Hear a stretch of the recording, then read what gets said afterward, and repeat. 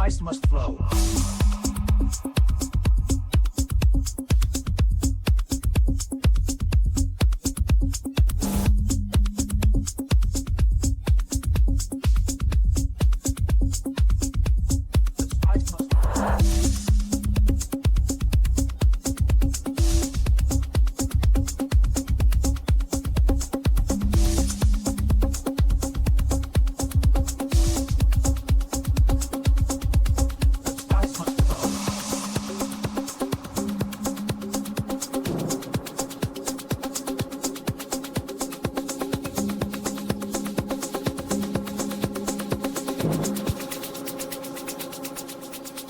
Spice must flow.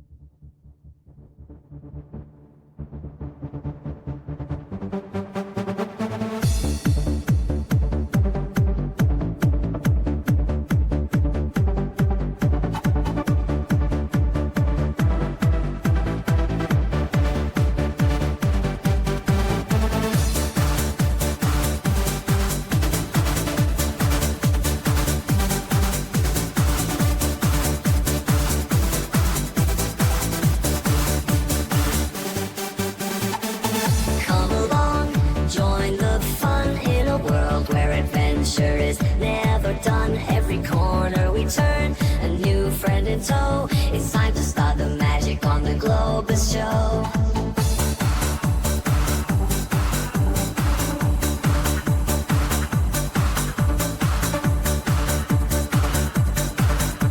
It's time to learn and grow on the Globus show.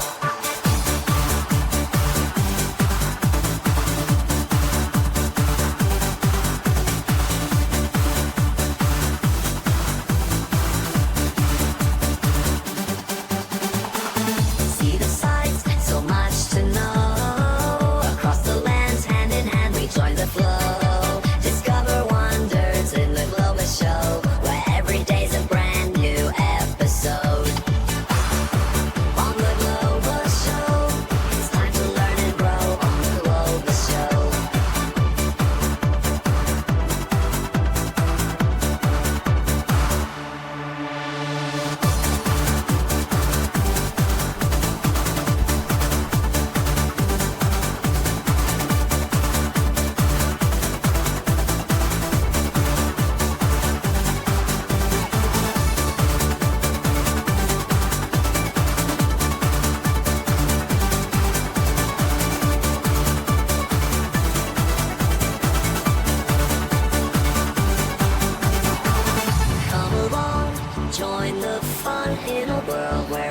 adventure is never done. Every corner we turn, a new friend in tow. It's time to start the magic on the Globus Show.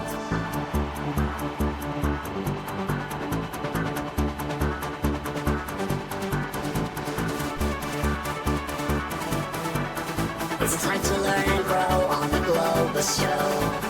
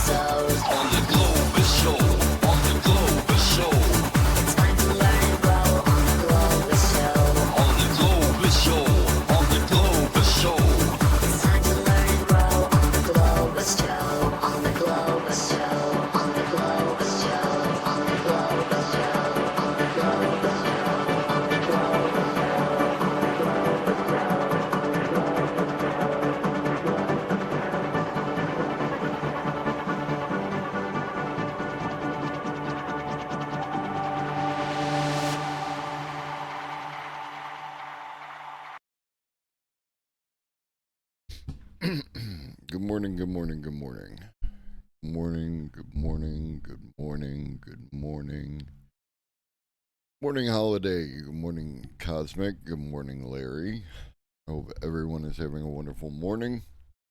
Good morning, bots. Good morning, lurkers. I extend the same to you. We have a Stampy in the Stampy cam.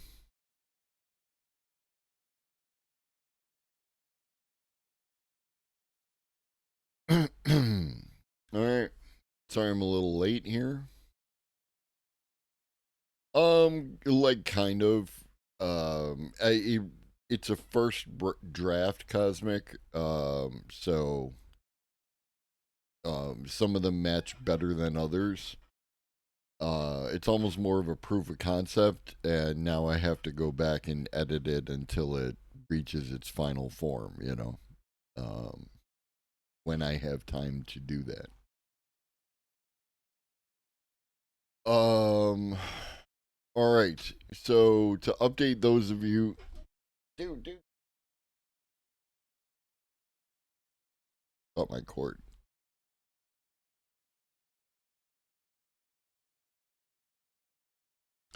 So those of you who are aware of the showrunner Alpha, I am very limited in what I can talk about. I can't talk about what it is that I am working on. It is I'm under confidentiality until a future date, at which point in time then I should be able to talk about everything. Their tools are quite impressive so far. I have been able to do some very interesting things and like that. So I'm excited. I got to use their tools a bunch yesterday, and then did some other things. I'm going to continue to use those tools, and hopefully things turn out in a very positive direction in regards to all of that.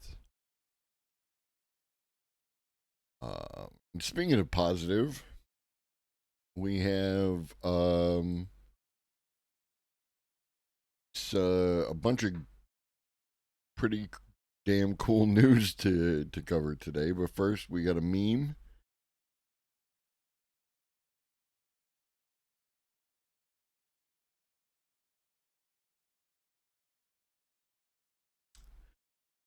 Indeed. Indeed. Okay. So let's get to it.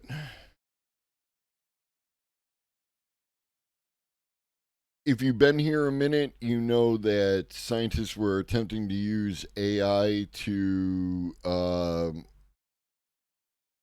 talk to whales, right? To unlock the secret of whale communication or language, depending on where you draw your arbitrary line.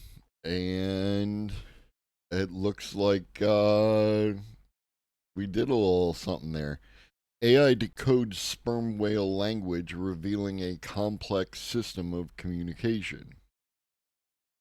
Researchers from MIT's CSAIL and Project SETI used machine learning to decode the sperm whale phonetic alphabet, revealing complex communication patterns, deepening our understanding of animal language systems.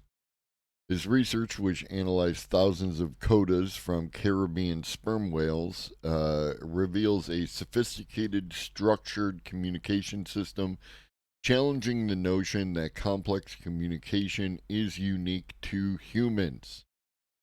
This work not only advances our understanding of marine biology, but also contributes to broader conservation efforts and parallel studies of alien communications.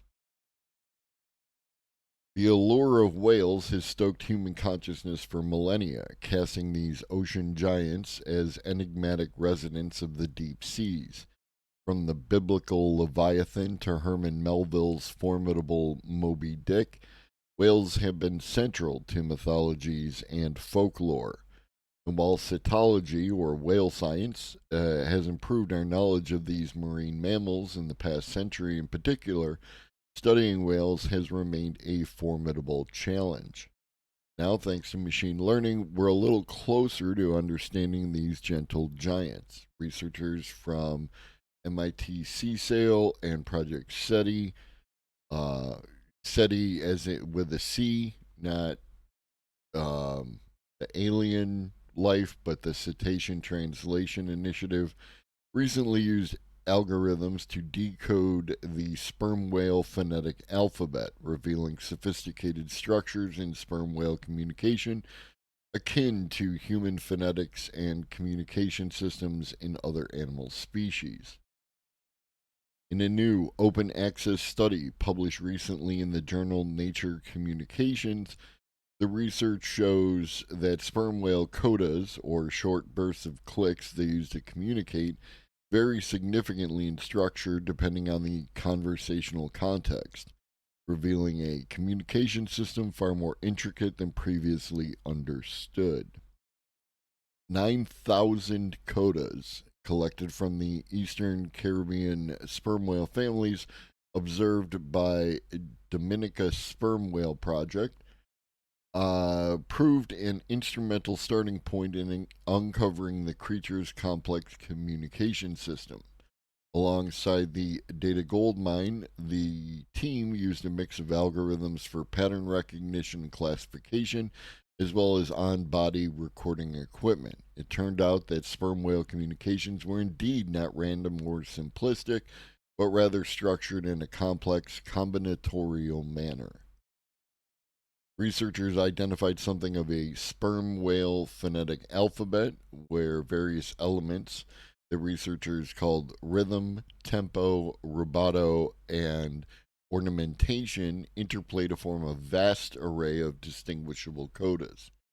For examples, the whale would systematically modulate certain aspects of their codas based on the conversational context, such as smoothly varying the duration of calls, rubato, or adding extra ornamental clicks. But even more remarkably, they found that the basic building blocks of these codas could be combined in a combinatorial fashion, allowing the whales to construct a vast repertoire of distinct vocalizations. The experiments were conducted using acoustic biologging tags, specifically something called D tags, deployed on whales from the Eastern Caribbean clan. These tags captured the intricate details of the whale's vocal patterns by developing new visualizations and data analysis techniques, the sea sail researchers found that individual sperm whales could emit various coda patterns in long exchanges, not just repeats of the same coda. These patterns, they say, were nuanced and included fine grained variations that other whales also produce and recognize. It's pretty damn amazing. The Again, it's still the early days. We still, good morning, Adam. We still have a long way to go, but the fact that we are beginning to decode another species communication process, and the fact that this could lead us to the ability to communicate back with them.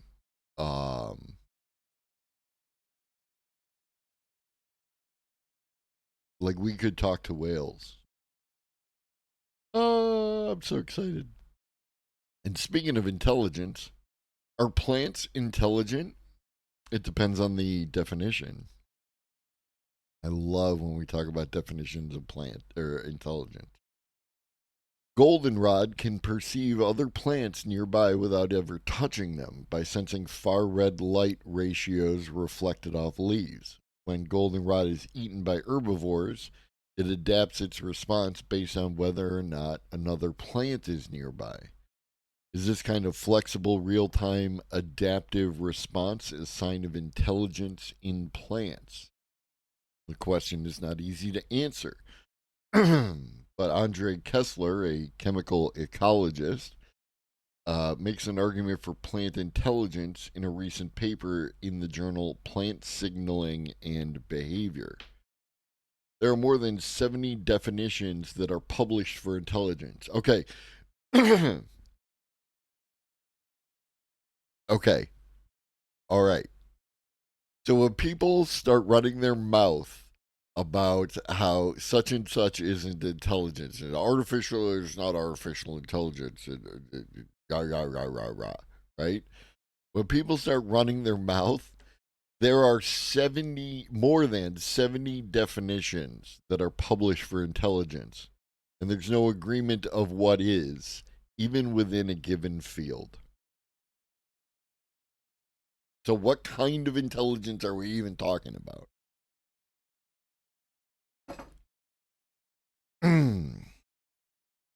Many people believe that intelligence requires a central nervous system with electrical signals acting as the medium for processing information. Basically, everyone on our technology, yeah. Some plant biologists equate plant vascular systems with the central nervous system and propose that some kind of centralized entity in the plant allows them to process information and respond.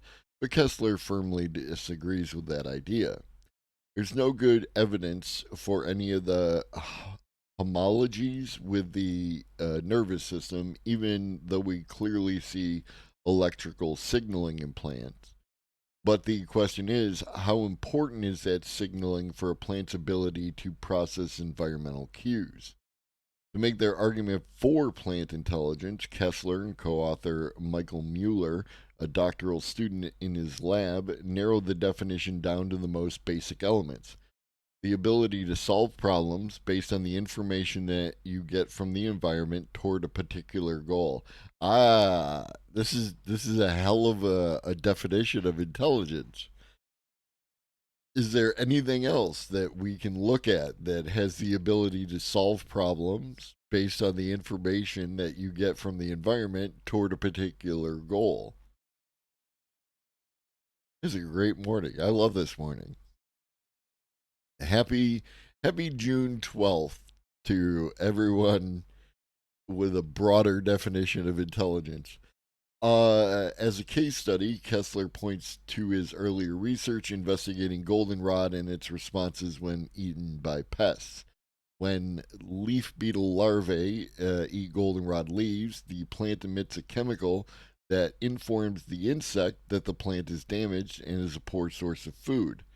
These airborne chemicals, called volatile organic compounds, or VOCs. You've probably heard about some kind of VOC related to outgassing of carpet or paints or things of that nature. Or one of the things that comes up in epoxy, right?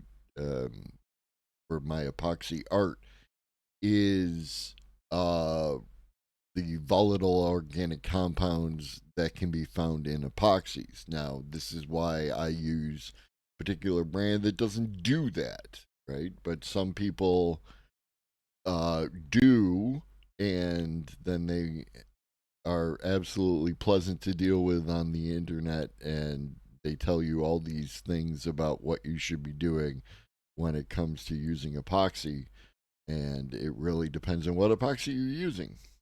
Anyway, um, these airborne chemicals, or VOCs, are also picked up by neighboring goldenrod plants, prompting them to produce their own defenses against the beetle larvae. In this way, goldenrod moves herbivores onto neighbors and distributes damage. In a 2022 paper in the journal Plants, they ran experiments to show that goldenrod can also perceive higher far red light ratios reflected off leaves of neighboring plants.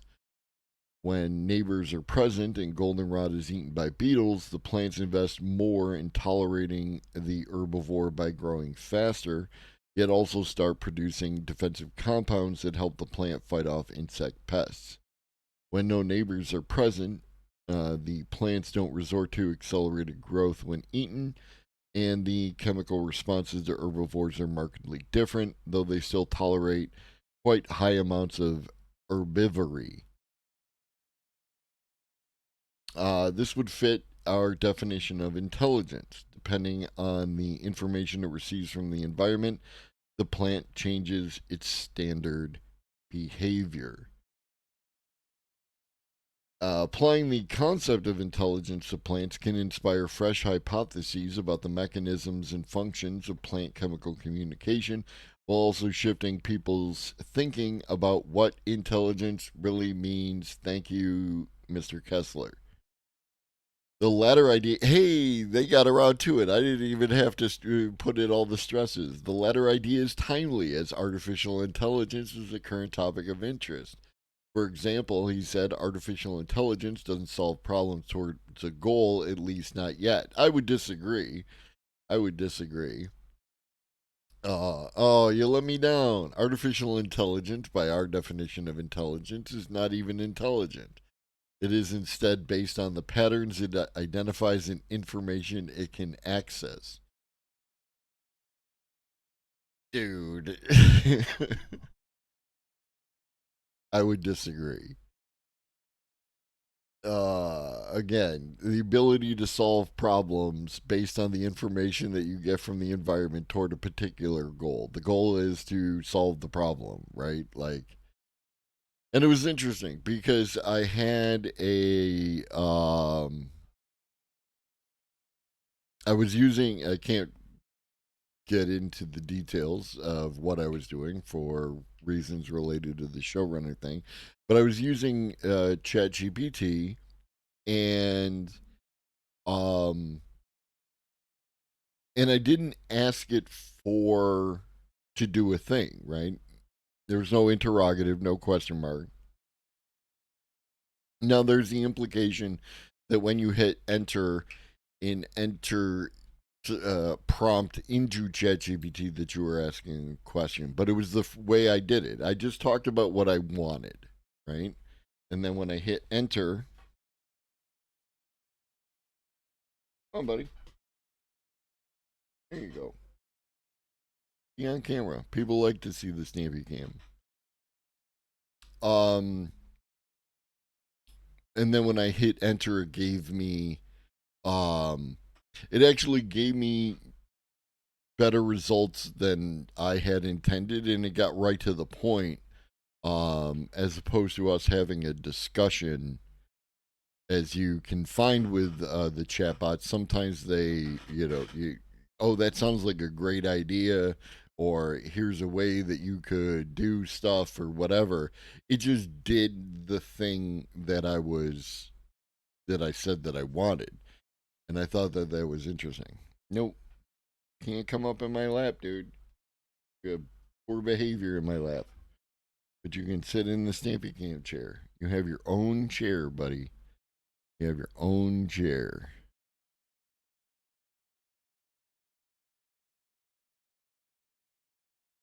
Okay. What that means is the brain in the plant is the entire plant without the need of central coordination. And at the same time, I understand it. He might actually, like, he may totally believe, good morning, Red Hobbit, this exact definition, right? Like that his definition of intelligence as it applies to plants is not the same as what um, artificial intelligence is doing in his opinion, and it, like I'm not gonna bust his chops over it. Other than it, that which I already did. The There's also the possibility that, like, to make the claim that artificial intelligence is intelligent, you can get into some murky waters and cause yourself unnecessary problems that you might not want to get into, right? So it's whatever his motivation is, the answer he gave is the safer answer. Okay, yes, Cosmic, I see what you're saying about you know not thinking into the future, but that's planning, right? And there was some small evidence that Claude is capable of planning. Um, but that's not what we're talking about, right? What we're talking about is this definition as it exists. Where is your definition, right? I'm just gonna pop that right in chat so you can look right at it. The ability to solve problems based on information that you get from the environment toward a particular goal, right? Does Yeah, and this then the issue at hand there is that is there a difference between a utility function and a goal, right?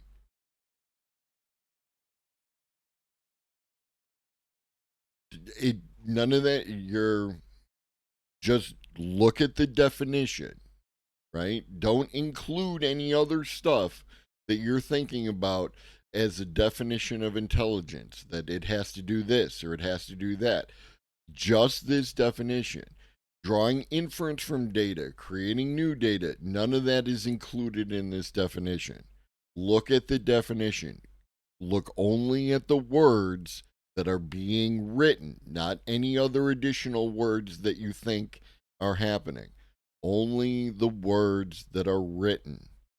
The ability to solve problems based on the information you get from the environment toward a particular goal. I would argue that that applies to even the current models, of artificial intelligence. And that's what he's saying. I would disagree. Go use a chatbot. Give it a goal. Does it solve a problem to get to the goal? Its information is in its data set. That's its environment. That is my argument. Moving on. While you play with that and get ready to argue with me in chat. Improved prime editing system makes gene size edits in human cells at therapeutic levels. It's not my first rodeo, Larry. Scientists at the Broad Institute of MIT and Harvard have improved a gene editing technology that is now capable of inserting or substituting entire genes in the genome in human cells efficiently enough to be potentially useful for therapeutic applications.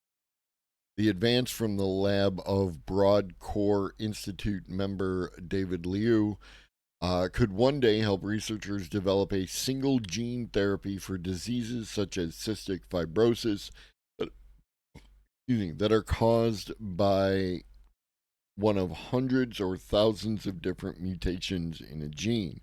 Using this new approach, they would insert a healthy copy of the gene into its native location in the genome rather than having to create a different gene therapy to correct each mutation using other gene editing approaches that make smaller edits. The new method uses a combination of prime editing, which can directly make a wide range of edits up to about 100 or 200 base pairs, and newly developed recombinase enzymes that efficiently insert large pieces of DNA thousands of base pairs in length at specific sites in the genome. This system, called ePassage, can make gene size edits several times more efficiently than other similar tools. To our knowledge, this is one of the first examples of programmable targeted gene integration in mammalian cells that satisfies the main criteria for potential therapeutic relevance. At these efficiencies, we expect that many, if not most, loss of function genetic diseases would be ameliorated or rescued if the efficiency we observe in cultured human cells can be translated to the clinical setting. Yeah, as soon as I reached the words loss of function, it was like, oh God. Oh God. Gain of function research and loss of function research. Wuhan. Don't they have to introduce a new genetic material into the bone marrow? Apparently not.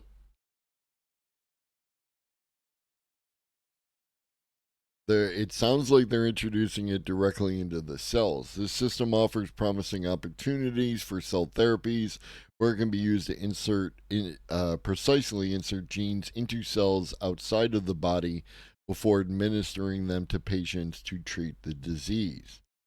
It's exciting to see the high efficiency and versatility of ePassage, which could enable a new category of genomic medicines. We also hope that it will be a tool that scientists from across the research community can use to study basic biological questions. Exactly. Exactly. Exactly. Cue Joe Rogan. Who's looking forward to Joe Rogan having Alex Jones on his program to cry?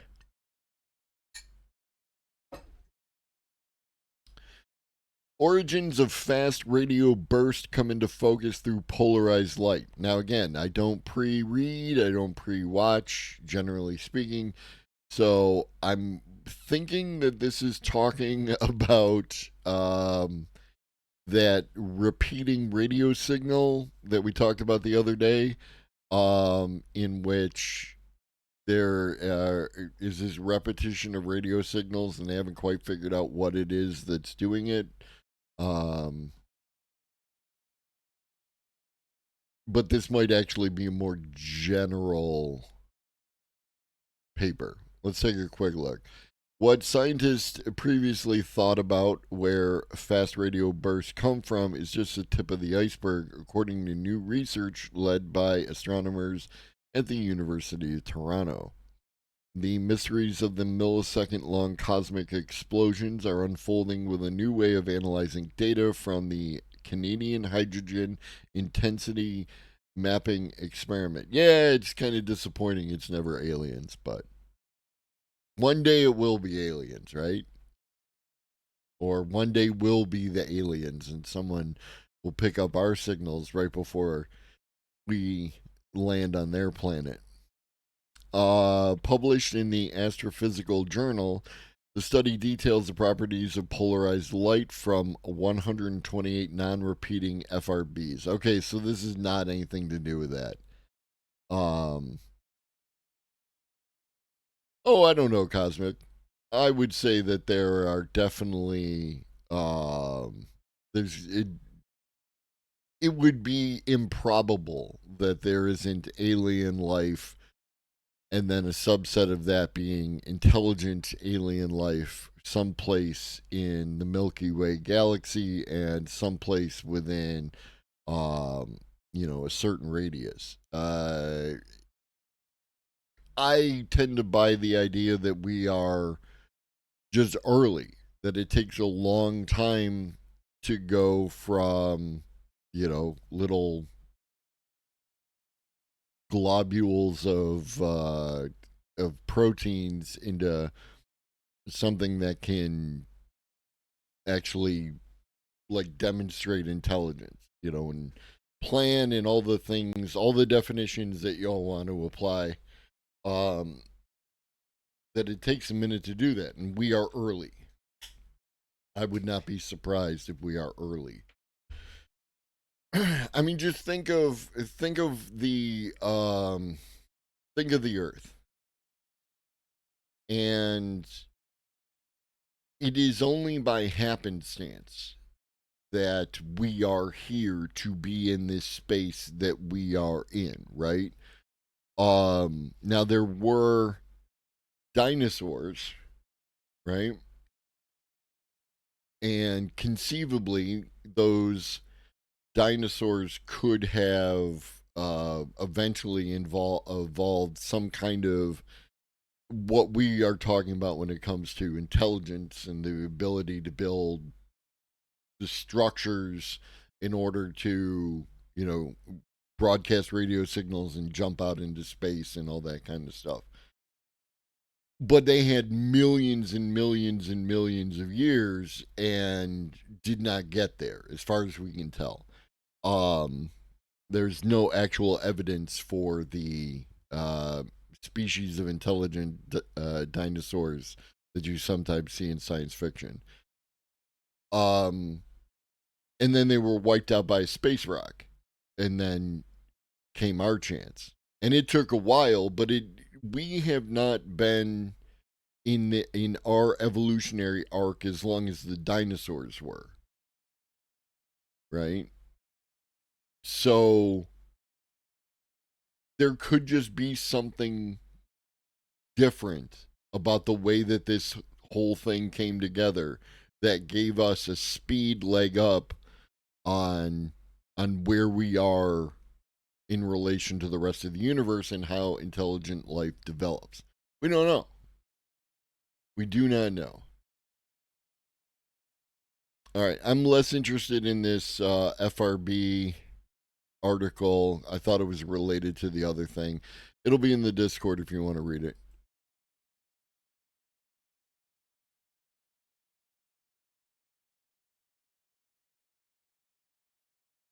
Yes. Yes, if we wanted to do it directly from here, Cosmic, you're right. Traveling at the speed of light to Alpha Centauri would take approximately 4 to 5 years, and then the return signal would take another 4 to 5 years. So we're talking 8 to 10 years for each conversation. Um, if we are stuck with using the speed of light as our defining term, if we don't develop some magic technology like what Star Trek uses with subspace or that kind of stuff.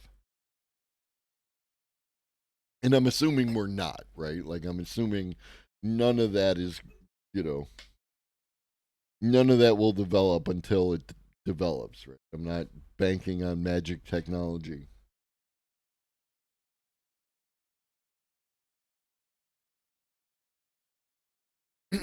New discovery reveals that ocean algae unexpectedly help cool the Earth. The common type of ocean algae plays a significant role in producing a massively abundant compound that helps cool the Earth's climate. New research has discovered. There was a thing. Um, let's see if I can find it this way.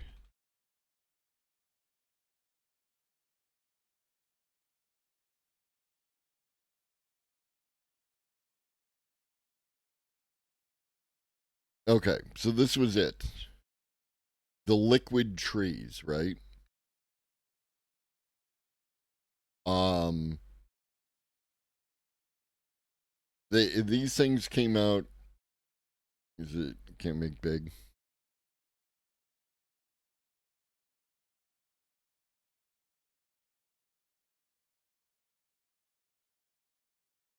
right?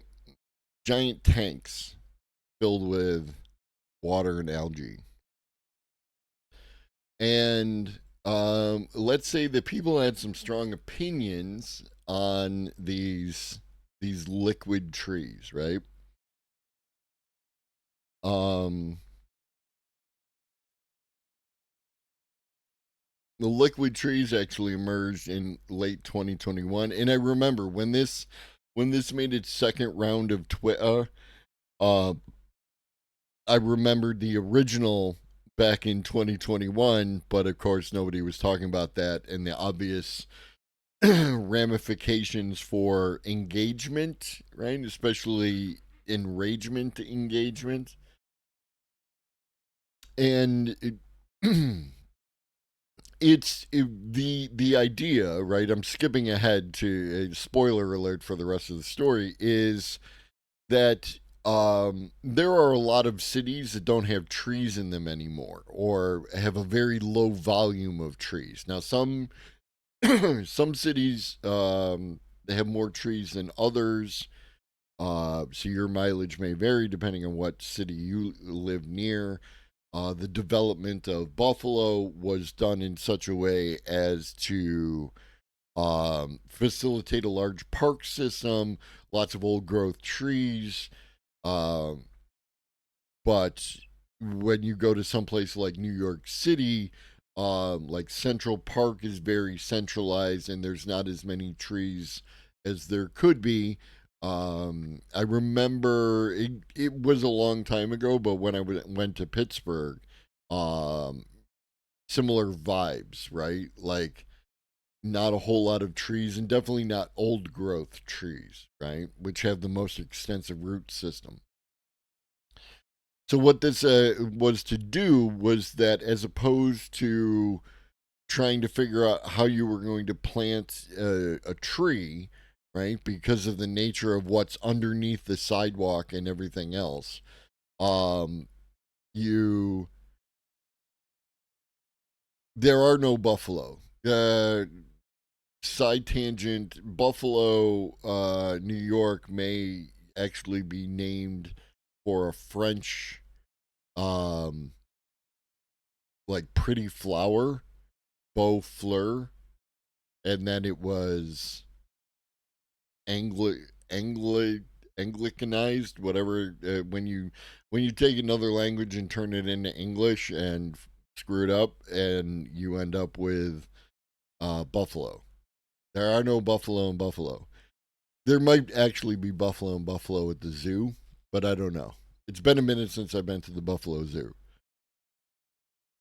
Anyways, this is the idea behind it is that you could take this artificial tree, run them out, and then drop them into a city, right? And then it could perform the function of a tree without having to do all the things that you have to do in a city in order to get a tree in there, right? And I assume like there's a bunch of things that you can do with algae. Shout out the algae Christ,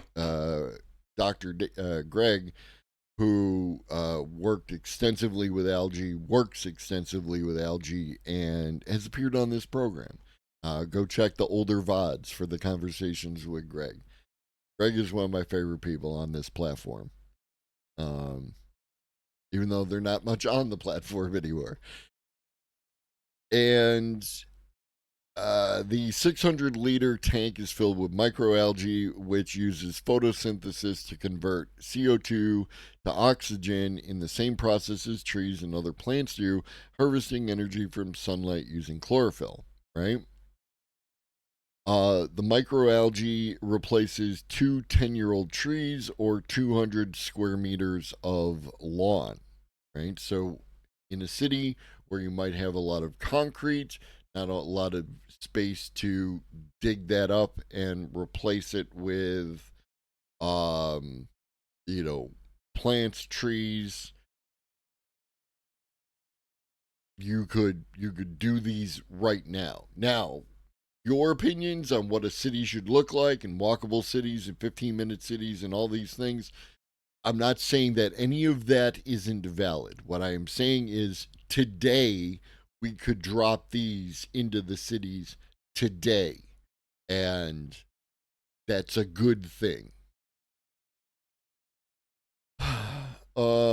But Twitter users haven't taken well to the suggestion that these tanks are an alternative to trees.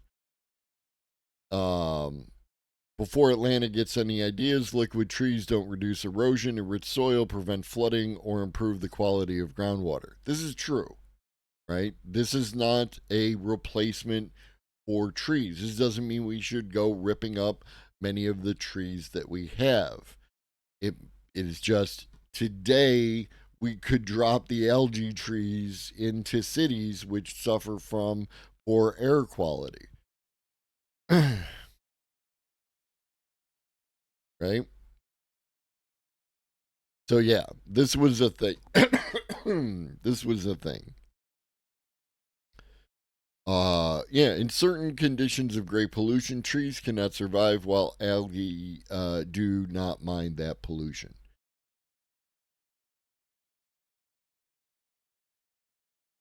I'm just saying you can do more than one thing. So, going back to the new discovery, the findings of the study by the University of East Anglia and the Ocean University of China could change our understanding of how these tiny marine organisms impact the planet. Team identified the bloom forming Pelagophyceae Pelagophyceae algae as potentially abundant and important producers of a compound called dimethyl sulfoniopropanate. Dimethyl sulfoniopropanate, or DMSP. The algae are among the most abundant algae on Earth, yet they were not previously known as an important producers of DMSP. Good morning, Cadillo. We're talking about algae. This discovery is exciting because DMSP is an abundant anti-stress compound, food source for other microorganisms, and a major source of climate cooling gases. Yay! Understanding the role of the algae in DMSP production means we need to rethink how much of this compound is being produced and how it impacts our client. Every year, billions of tons of DMSP are produced in the Earth's oceans by marine microorganisms, helping them survive by protecting against various stresses like changes in salinity, cold, high pressure, and oxidative stress. Importantly, DMSP is the main source of a climate active gas called dimethyl sulfide, which is known as the smell of the seaside. Okay, so if you've ever been to the sea, not a lake, but the sea, then you know what dimethyl sulfide smells like. Yes, this DMSP is the climate cooling gas.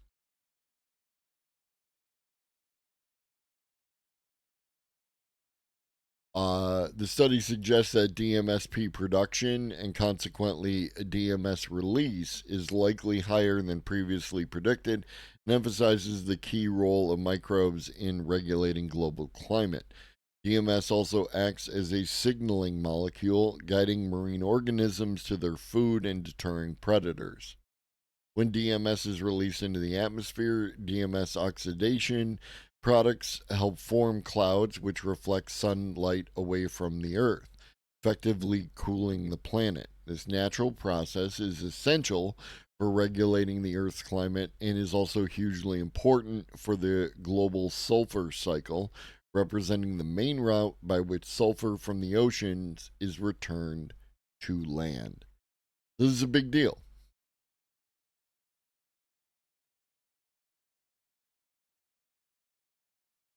It's not a pleasant smell. It's why I bathe my dog after a beach walk. It's one of them opinion vary kind of vibes, right? Like some people enjoy the smell of the ocean, and some people don't.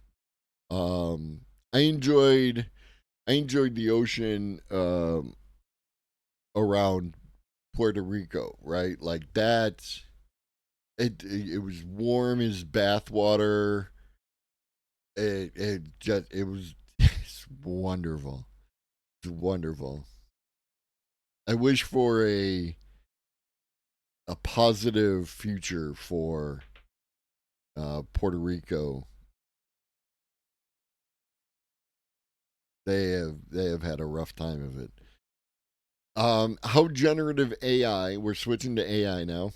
How generative AI will change the jobs of artists and designers? This is from Forbes, so it's definitely possible that some people might not be happy with their conclusions.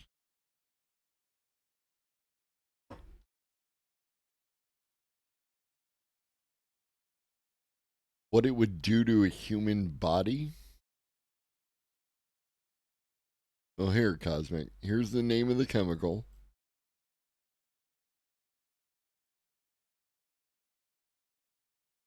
So do your research and see what you can find out. By definition, artists and designers are creative people. All people, he already looked it up. There you go. All people are creative people. All people are creative people. They we are not gatekeeping creativity to a particular job title, right? Like all people are creative people. You use creativity every day, even if you're not aware of it. They work in those jobs because they have talent and skills that they love to share with the world. So it isn't surprising that many of them are cautious or distrustful about the impact generative AI will have in their professional lives. And beyond cautious and distrustful, uh, some people are downright hostile. And again, I am empathetic to people whose jobs are threatened by automation, 100%. However, like writers, architects, and other creative professionals, many find it creates opportunities to work more efficiently and even enhance their creativity. Generative AI is transforming most industries, and the creative fields of art and design are certainly no exception. But by embracing it, artists, designers, illustrators, and animators could find themselves spending more of their time on the aspects of their work they are passionate about and less on the routine and mundane elements they'd rather skip over. According to research by Goldman Sachs, generative AI has the potential to automate 26% of the tasks carried out by professional artists and designers. This is an old study at this point. I really like this is like what, almost a year old at this point. This is likely to include things like recoloring, editing images to remove backgrounds and unwanted features, enhancing image quality, adapting visuals to fit different style templates, creating multiple variations of existing work for use in different jobs, and generating design elements such as icons, fonts, and textures.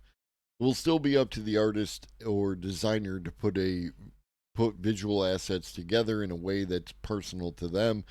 But by augmenting their skills in this way, artists will be able to work more quickly and make better use of their time. I don't trust Goldman Sachs either in like I don't trust companies, right? Like we don't one should not trust a company. That's not how trustworthy.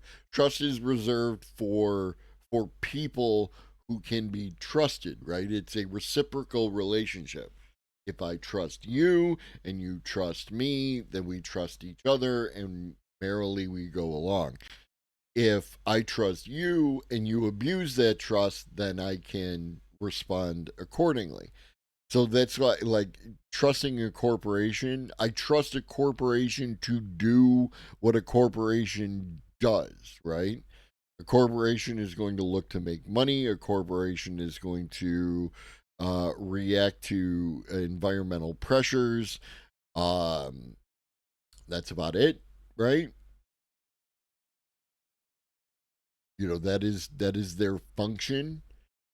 So I expect trust is a bad word. I expect them to behave as that type of animal would in that type of environment. Uh, in McKinsey, I expect McKinsey to do McKinsey things, and therefore I am never disappointed because they are doing the things that I expect that they will do. Um, this study, yeah, it was over a year. I'm good. Brain work. Um, this study is. This is a story about this study. Where's the study? Uh, Here it is. So actually, this gives me what I want anyway. This is the share of industry employment exposed to automation by AI. Um, Now we must always factor in that often human beings overvalue the protections that they have to automation and undervalue the other people, right? It is easy to automate your job. It is hard to automate my job, right? Um but if you look at it, if you look at this graph, excuse me, um office and administrative support, right? Like this is your middle management class here, and you tell me, is 46% of middle managers, are they automatable, or are they subject to the pressures of artificial intelligence? Does that seem unreasonable to you? 44% of legals. AI streamers are a thing. AI streamers are absolutely a thing. Vidal 987 is the best of the bunch. Um, the legal, this is morning, Adric. Enjoy your coffee. The this section of legal is your paralegals, your researchers, um, that kind of thing. Once you are capable of putting all of the law into a chatbot and minimizing confabulation, then yeah, those jobs are done, right?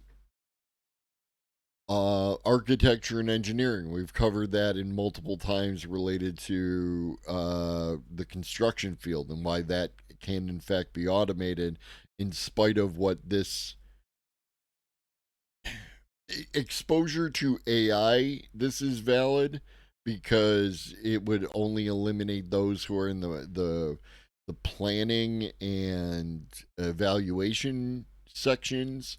But, you know, we have seen the drywalling robot. We have seen the 3D printing house. We have seen all these things. So it's definitely possible in the future that we will see more of that. So the point being is that though I don't trust Goldman Sachs, this chart doesn't seem unreasonable, right?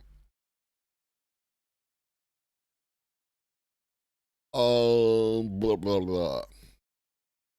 Where were we? It will still be up to the artist and designer to put visual assets together. Okay, we read that. And that is ultimately where, um, for at least some amount of time, artists are still going to, even artists who use the AI tools and everything else, the AI is not good at giving you um necessarily something that is going to sound good or look good, right? Like there's definitely um there are definitely places in which there are human factors that currently aren't visualized through artificial intelligence. There is something missing, right? Um you can get a chat GPT to write you a joke. The joke might not actually be funny, right? This is the thing. So the idea is using the AI to do the stuff to get you 20%, 50%, 90% of the way to your goal, and then you come in and finish it off, and therefore you can do more stuff, and you are not bogged down spending 50 plus hours applying paint to a canvas. And I say that as a personal experience, um, because it can be very challenging to take the vision that you have in your head and apply it to your medium in a in a meaningful way to replicate this idea that you have in your head. Now, a lot of times you make transitions, right? Like, okay, I'm not going to be able to get this, so I'm going to pick a different target, that kind of thing. But I have a painting that I've been working on for God knows how long. There are some actual videos from well over a year ago of me painting that painting. Um, and it's just, there is something, it's not what I need it to be, and I can't figure out how to get there. And I would love an AI that could help. Anywho, generative AI functionality is also quickly being incorporated into creativity tools and software platforms like Photoshop and AutoCAD. Makes the tools more user friendly and intuitive, meaning artists and designers spend less time working out how to get the software to do what they want and more time creating. It also increases the amount of people who can express themselves, right? For businesses, this will mean quicker prompt completion or project completion, excuse me, while freelancers will fit more work into their schedules, allowing them to take on more work and offer lower prices to their clients.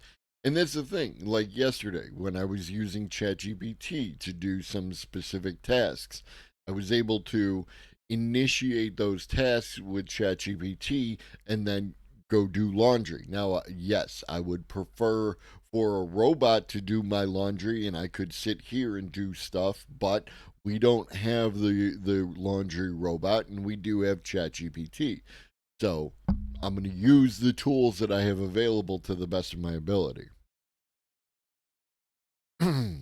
Generative AI can be great for sparking the imagination. Artists and designers staring at a blank page, wondering how to get started. The fear of getting started is a big challenge. If you have you ever tried to do anything?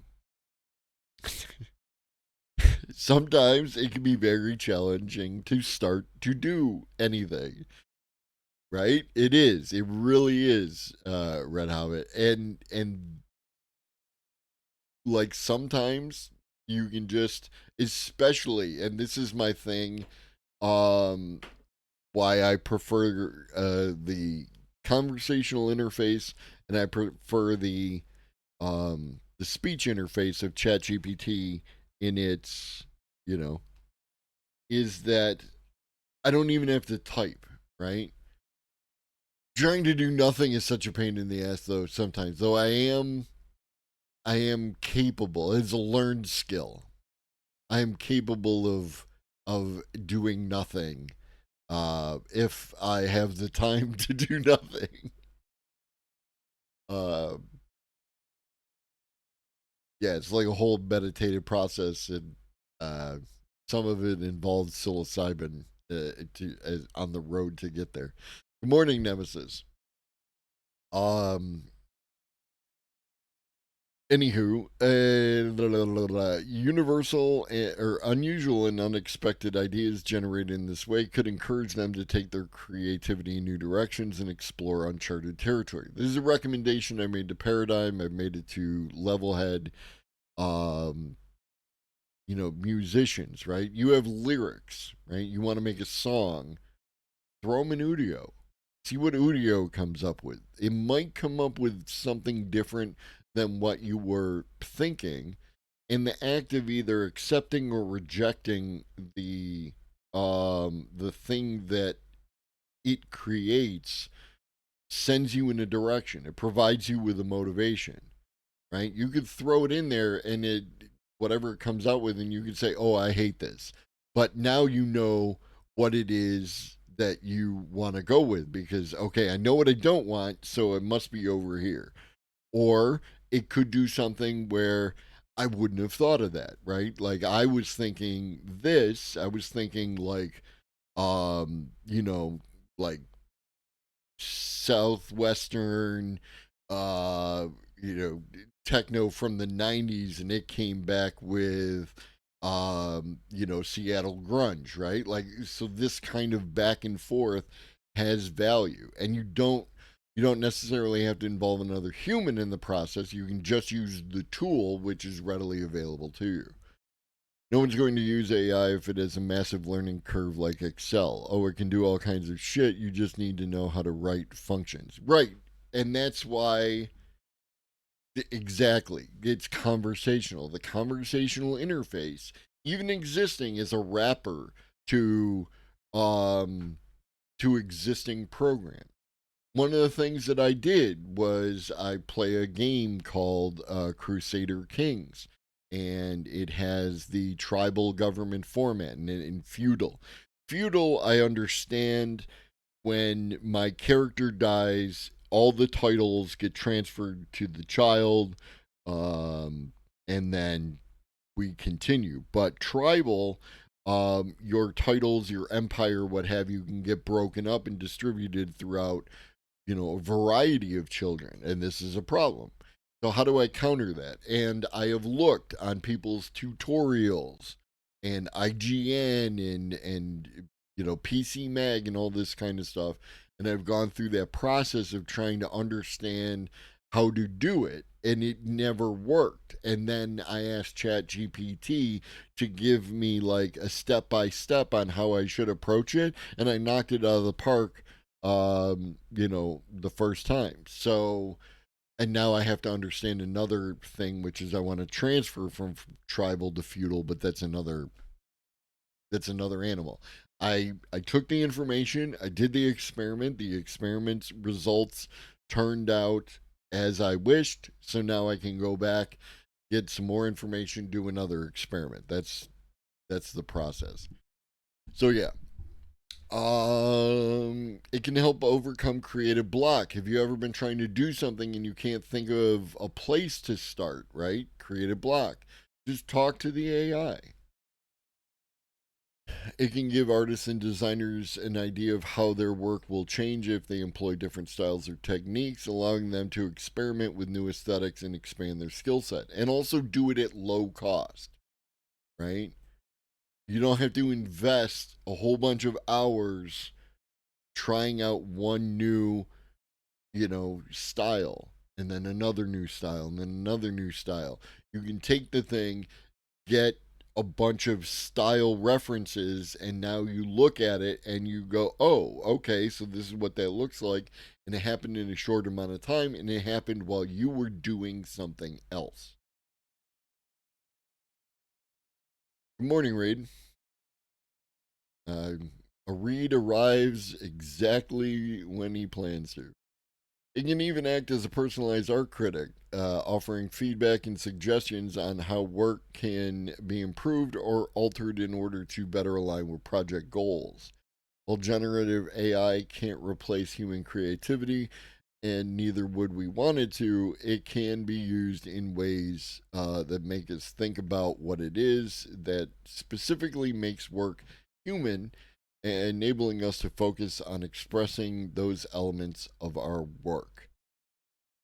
And then there's some other stuff. So, yes, as an artist, as a creative, I have nothing but the only negatives I have to say about artificial intelligence is that it doesn't do enough yet. I wanted to do more now.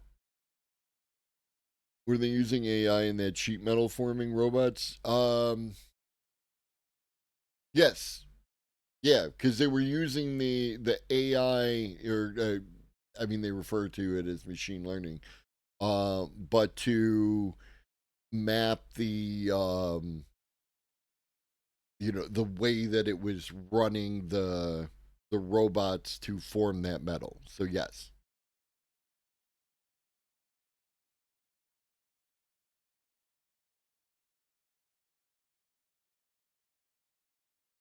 All right. Microsoft sends Copilot Pro's GPT builder to the digital dumpster. Microsoft has announced the retirement of GPT Builder. It is giving users just 1 month before their data is deleted.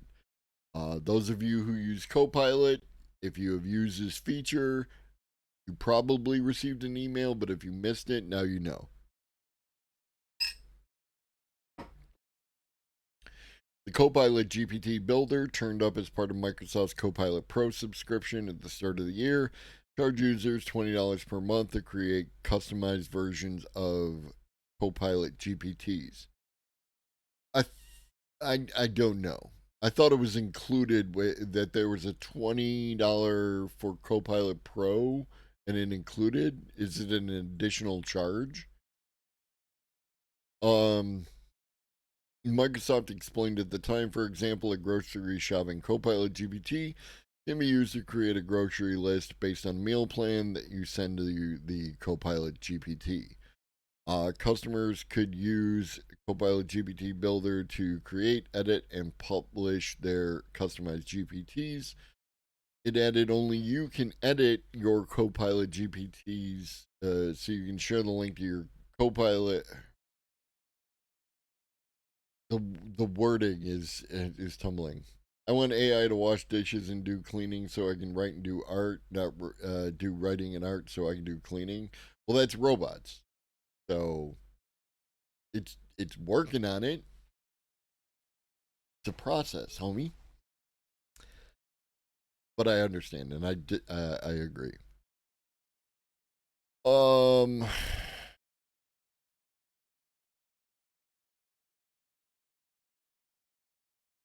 okay. So basically, if you're familiar with the GPT creator from OpenAI, I know. You could create your own like fine-tuned models, right? To do specific tasks. And um so ChatGPT did their thing and then Copilot, which if I'm given to understand correctly, is based on GPT or ChatGPT or GPT-4, then yeah. GPT-4 Turbo. So this is just right. Oh no, they're not even getting rid of it. They are shifting the focus of GPTs to commercial and enterprise, stopping GPT efforts in consumer Copilot. Okay, so yeah, they just don't give a shit about us. They still think the tool has value to their enterprise and commercial customers, which to be fair, is in line with Microsoft's general behavior. Um,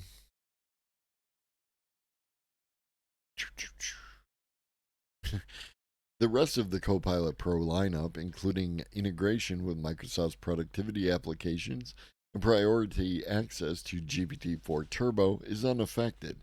We asked Microsoft if it might consider reducing the Copilot Pro subscription fee in light of the functionality being removed, but the company has yet to respond. You're going to be left on red for quite some time, Hobie. Um, so yeah, you got about a month. Updated to add, hey, they did respond. And no, the subscription cost would not be going down. So that was nice. They got back to tell them to go fuck themselves as opposed to just the implication being there. Are there any popular sci fi stories that had an AI doing all the creative production and left the physical chores to humans? I'm not aware of any, right? Um, but I mean, that could be an interesting setting to explore some stuff. The problem, challenge, some word is that in the process of creating media around um, artificial intelligence is almost exclusively used to explore the human condition rather than anything actually related to the artificial intelligence. I think Transcendence does a good job of exploring the artificial intelligence, but that's why Transcendence really doesn't hit, right? It can be a little boring when you have a magic problem solver. Morning, James. AI is just trying to work harder, sweaty. Everybody out here just trying to work harder, sweaty. Speaking of AI and sweaty, Google to test anti theft AI feature for phones in Brazil. Alphabet's Google said on Tuesday that Brazil will be the first country to test an anti theft feature for Android phones. It uses artificial intelligence to identify when a phone has been stolen and lock the device's screen. 3 types of lock will be available in the initial test phase. In one of them, Google will use AI that it created to help detect signals of common movement associated with theft and block the screen. Second feature allows the user to lock the device's screen remotely by entering the phone number and completing a security challenge from another device. The last mode involves automatically locking the screen if the device is left without internet access for long periods. The features will be available to Brazilian users of Android phone version 10 or higher starting in July. They will be released to users from other countries gradually this year. Phone theft is a growing problem in Brazil. The number of stolen cell phones in Latin America, largest economy, grew 16.6% from the previous year to nearly 1 million. Okay. So these are good numbers, right? Like we all know how you can lie with statistics, but they actually give us the actual information. So this is good. It's nice, right? So currently, or as of 2022, um, about 1 million phones a year are stolen, and that kind of feels like a lot, right? So yeah.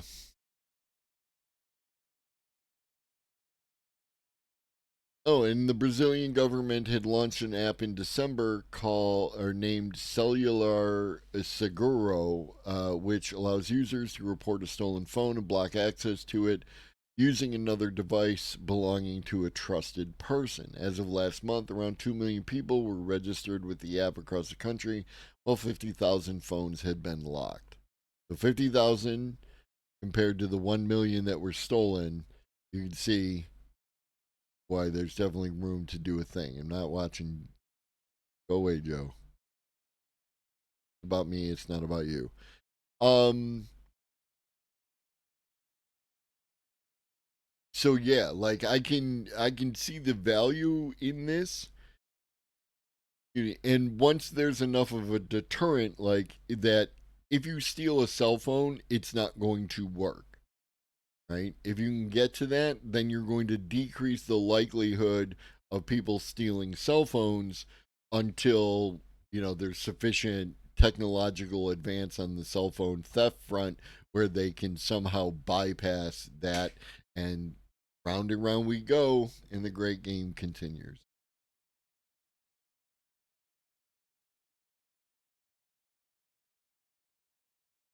Exclusive. Mayors join forces to implement chips. Mayors across the country, CHIPS is CHIPS Act, by the way. Um, Mayors across the country are launching a task force Tuesday to help implement CHIPS, the Chips and Science Act. Why it matters. CHIPS is a massive multi-billion-dollar undertaking that requires streamlined and effective communication to avoid waste, fraud, and abuse. State of play. Mayors in the task force are already involved in facilitating the chip industry supply chain to their cities and region.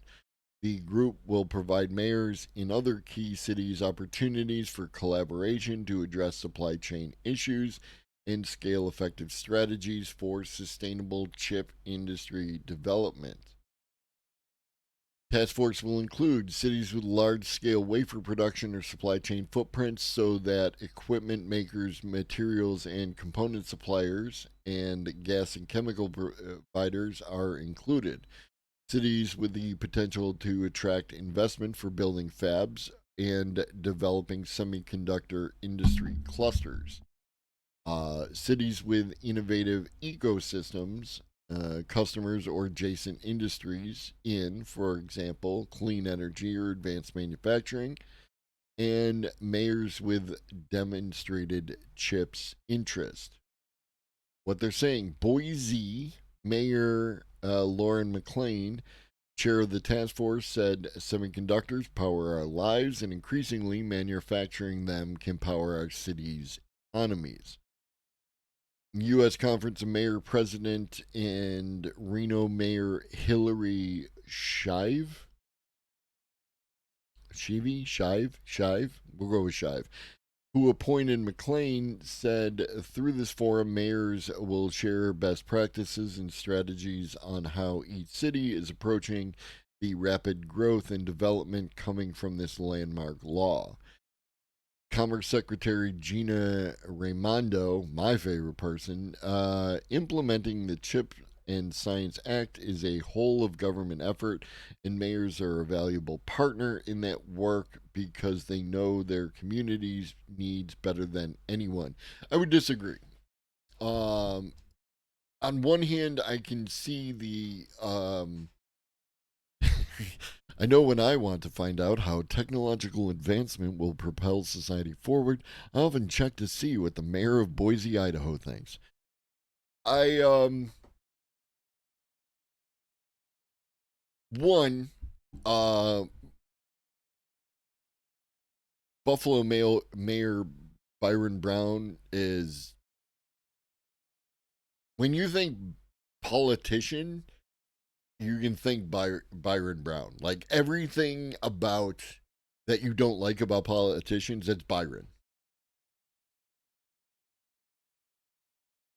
If I'm not going to get too deep into it, but if you Google India, like the country, Walton, and Byron Brown, and take a look at that election and all the shenanigans and chicanery that came about during that election.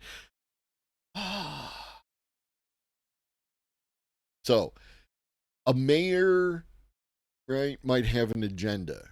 I would prefer that these mayors be instructed to set up a system within their local government in order to propel this kind of thing. Because like the deep state, right?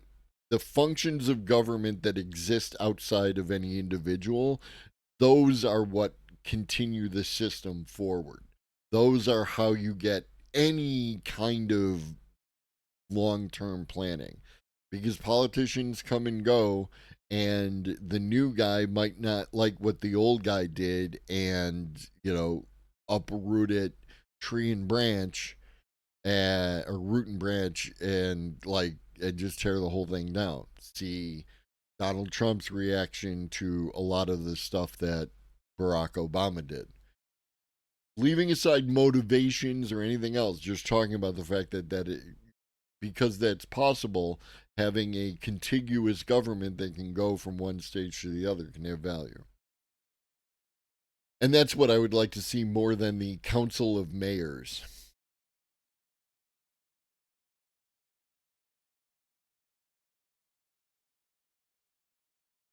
And speaking of local governments, uh,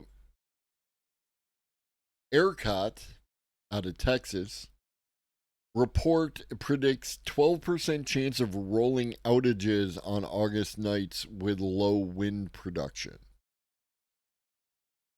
All right. One of the things about it, you may or may not know about the Texas power grid, is that it is not part of the national power grid. They can't, when they have a shortfall, they can't just draw on power from out of state sources, um, because they don't do that, right? That's It sounds like a great idea. ERCOT, the power operator for the state of Texas, has issued a warning. Also, you got to love the competition that exists within the great free market state of Texas. ERCOT, the power operator for the state of Texas, has issued a warning saying that we could see rolling power outages in August. According to ERCOT's new report released on June 7th, Texans face an estimated 12% chance of controlled outages on August nights when wind production is low. The agency adds the grid would be most stressed between 8 and 9 p.m., leaving a 16% chance for a grid emergency. What stood out that people care about is that around 9 p.m., anywhere from 8 to 9 on evenings in August, that we have this higher chance of potentially having a shortfall that can be conservation or some sort of rotating outage. Or, or, or you could buy more batteries, right, to store that surplus that you might have, or you can hook into the national grid like a normal state, and just buy some extra electricity from over there. But you've got your own chicanery going on. It's a thought, right? Like, but I'm not a master of the power system, so maybe there's something there that I don't understand, that my tiny little brain can't fathom. Remember, they are the grid authority. They are there to facilitate the grid and make sure it's reliable. They make sure it's running efficiently, then set a price command. They can put a forecast, but it's up to merchants. As for whether anyone can expect anything different this summer compared to our prior summers, Kinjin said it's going to be very similar. We are going to see a bunch of weather notices, weather alerts saying, hey, it's going to be a hot day. There might be tightness on the grid. We might get conservation notices as well.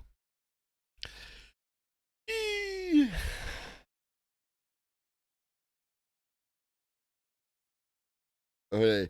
ERCOT issues weather watch ahead of unseasonably high temperatures. Oh. Shout out to all of y'all trapped in Texas. Uh,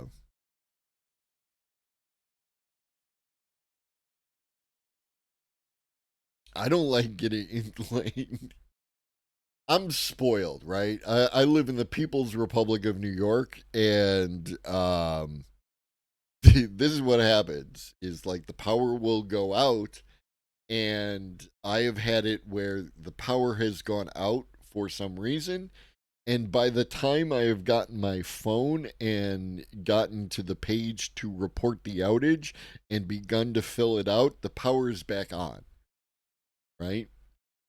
That is my level of expectation. My level of expectation is that because that's the environment that I live in. Ergo, we should be able to extend that out to the entire country.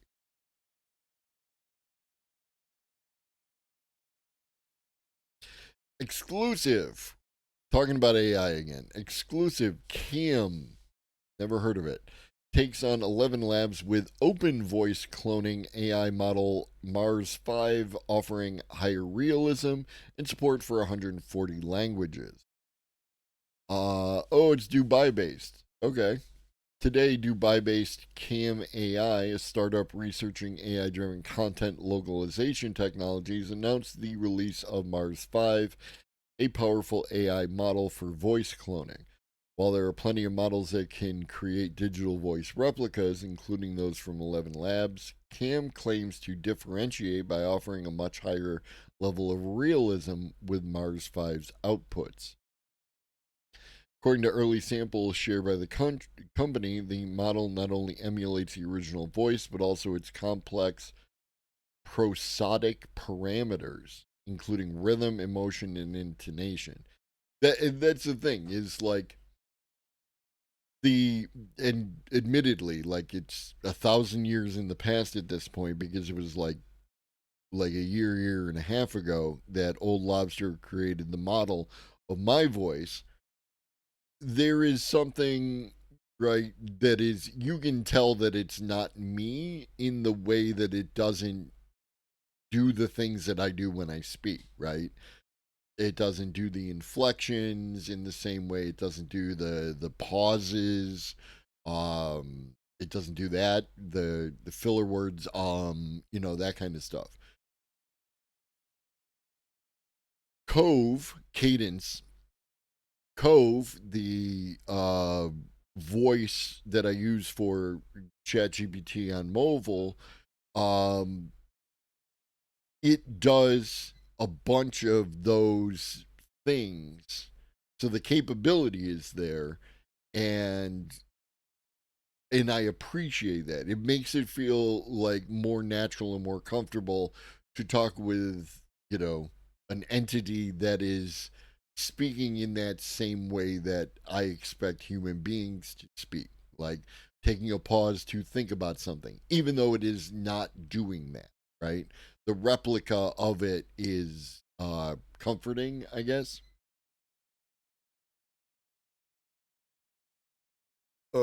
Cam also supports nearly 3 times as many languages as 11 Labs, more than 140 compared to 11 Labs 36, including low resource ones like Icelandic and Swahili. That's cool, right? If you ever heard Icelandic, having someone to speak it on your behalf, it would be very helpful. However, the open source technology, which can be accessed on GitHub starting today, is only the English speaking version. The version with expanded language support is available on the company's paid studio. But cool. Take a quick peek see over at the GitHub. Do do do.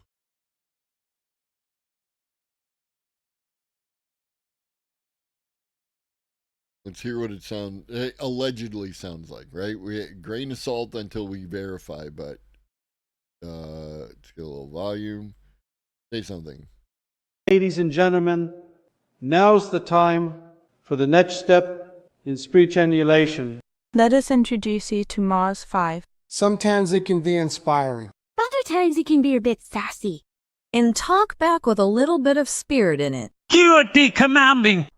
So I'm still hearing, from the quality standpoint, I'm still hearing that little whatever that noise is at the edges, that little bit of like static echo kind of thing, that is still here. But the emotional range is impressive. Or hear it put you to sleep quietly. Watch him in game mode, voicing up a winning shot. Can he make it? Go! Now we hope your ears are a bit satisfied. Because we have an offer you can't refuse. Mars 5 is now open source.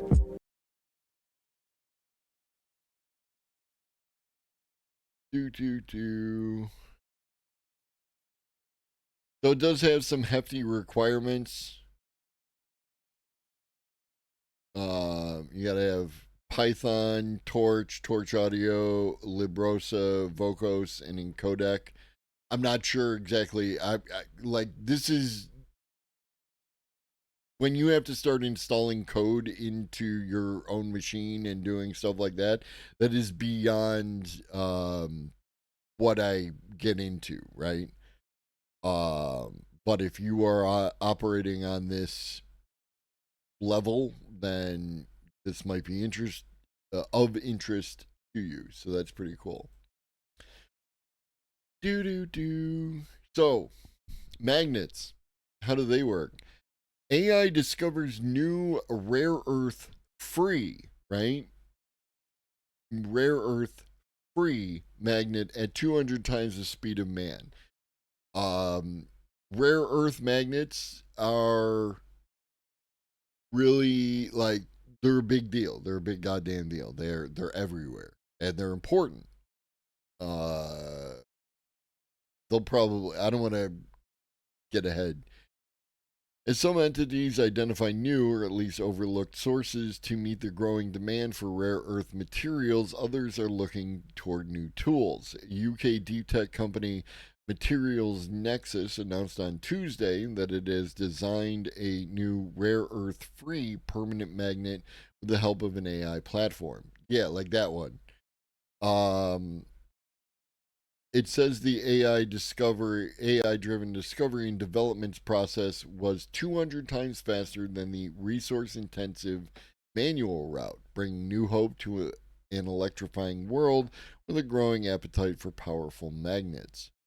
With the world moving away from internal combustion engines and gradually embracing electric mobility, the demand for compact, high-powered motors is rapidly rising. By far the most popular option in the automotive industry right now is the permanent magnet motor, which powers up to 80% of modern electric vehicles.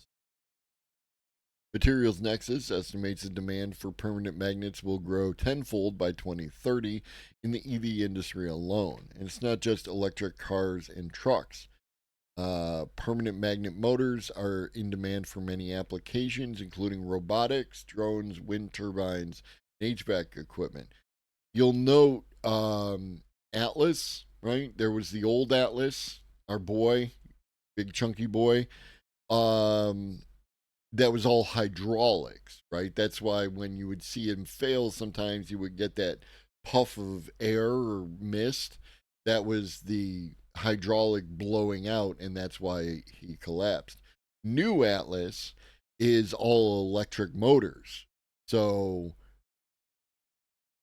that if Boston Dynamics has decided that that is the route to go, it's probably with good reason, and therefore leads us back to needing more magnets. The problem is the rare earth materials used to create the most powerful magnets and most efficient power dense motors, materials like neodymium. I can never say this friggin' word. Neodymium, and dysprosium require damaging mining and expensive energy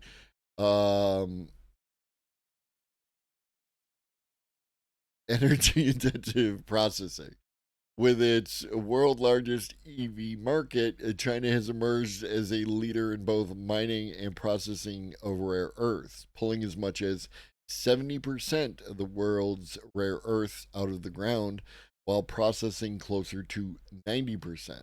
That gives the country monopoly-like control over the essential materials, leaving other markets exposed to supply disruptions and pricing fluctuations. And do I need to point to all the other, like TSMC and their 90% market capture, and Nvidia and their 88%, so on and so forth? Anyways, moving on. The search for alternatives is on, and some automakers and suppliers are starting to develop and incorporate magnet-free motors. Hello, this is new. Mail's cheap, highly efficient new EV motor uses no magnets. When is this from? It's from May 12th?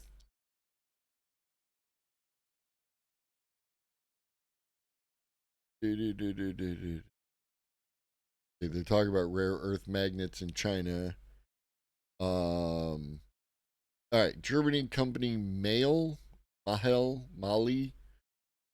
don't speak German, has just announced a new electric motor that sounds like it solves uses no magnets instead of using powered coils in its rotor. Unlike previous effort, it transfers power to the spinning rotor using contactless induction.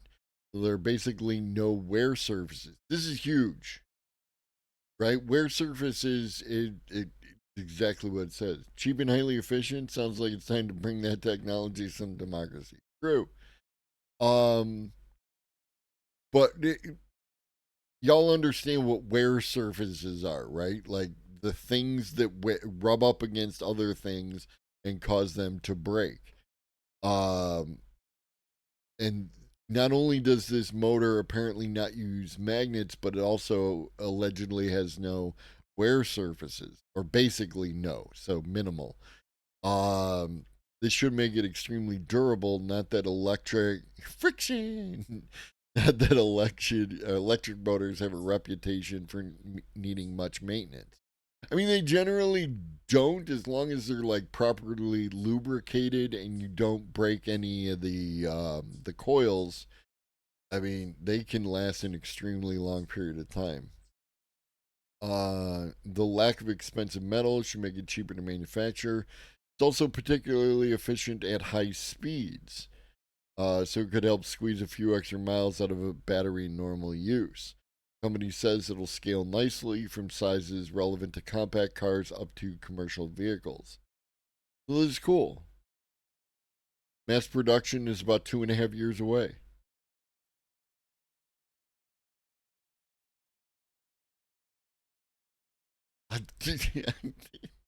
Everything is weird and it's lovely. I just love living in the future. So back to the magnets.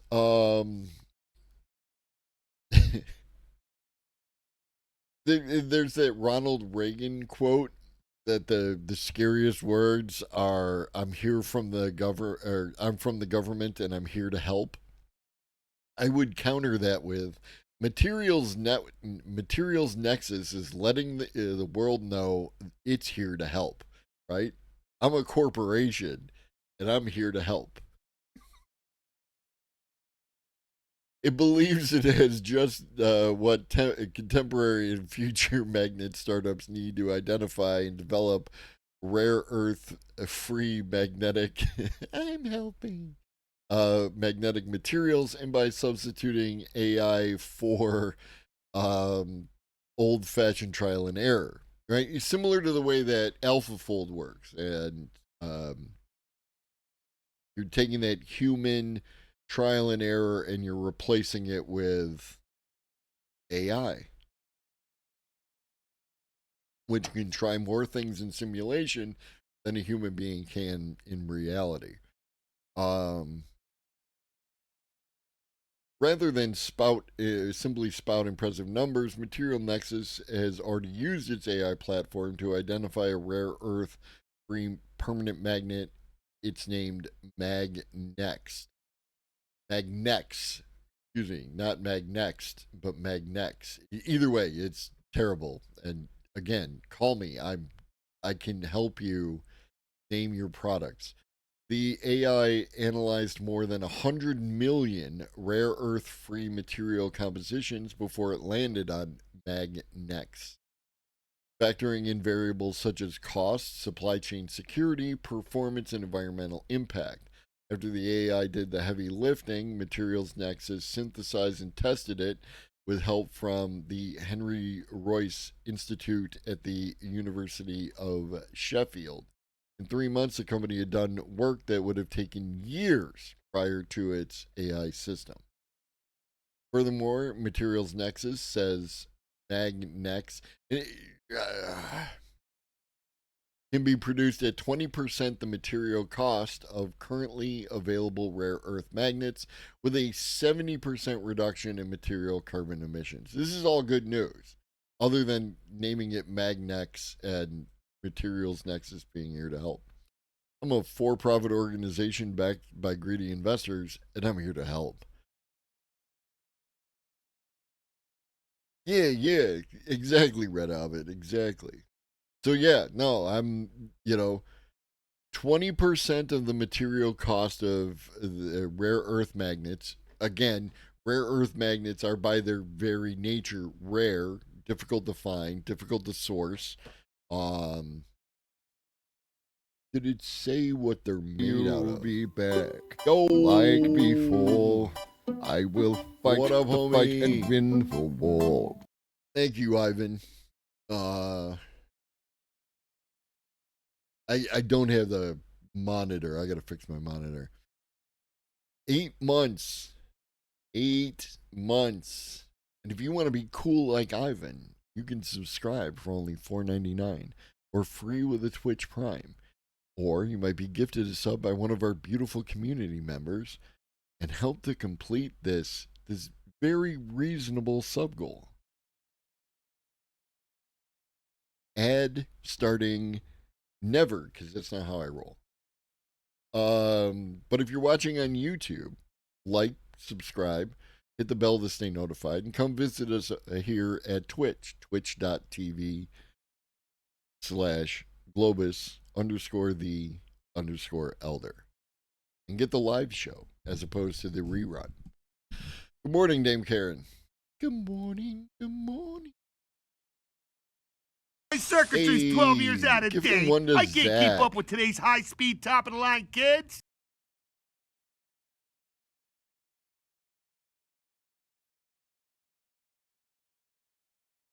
And now we have a hype train. Unfortunately, we're just going to keep going. Nobody with the seems news, terribly but if you interested in want to funding my help with the research, hype but, train, I am. You can absolutely do that. Like Ivan just I did. will fund Look your at you. research. Look at you.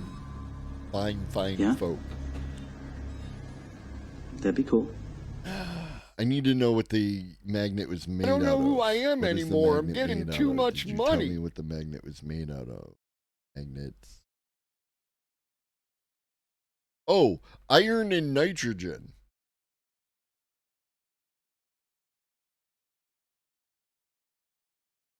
Oh, it's a different company.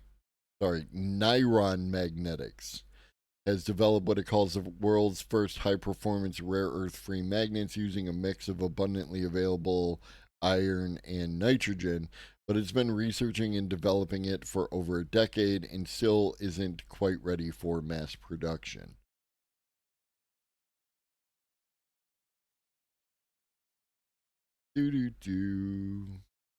Oh, we've been going for almost 2 hours.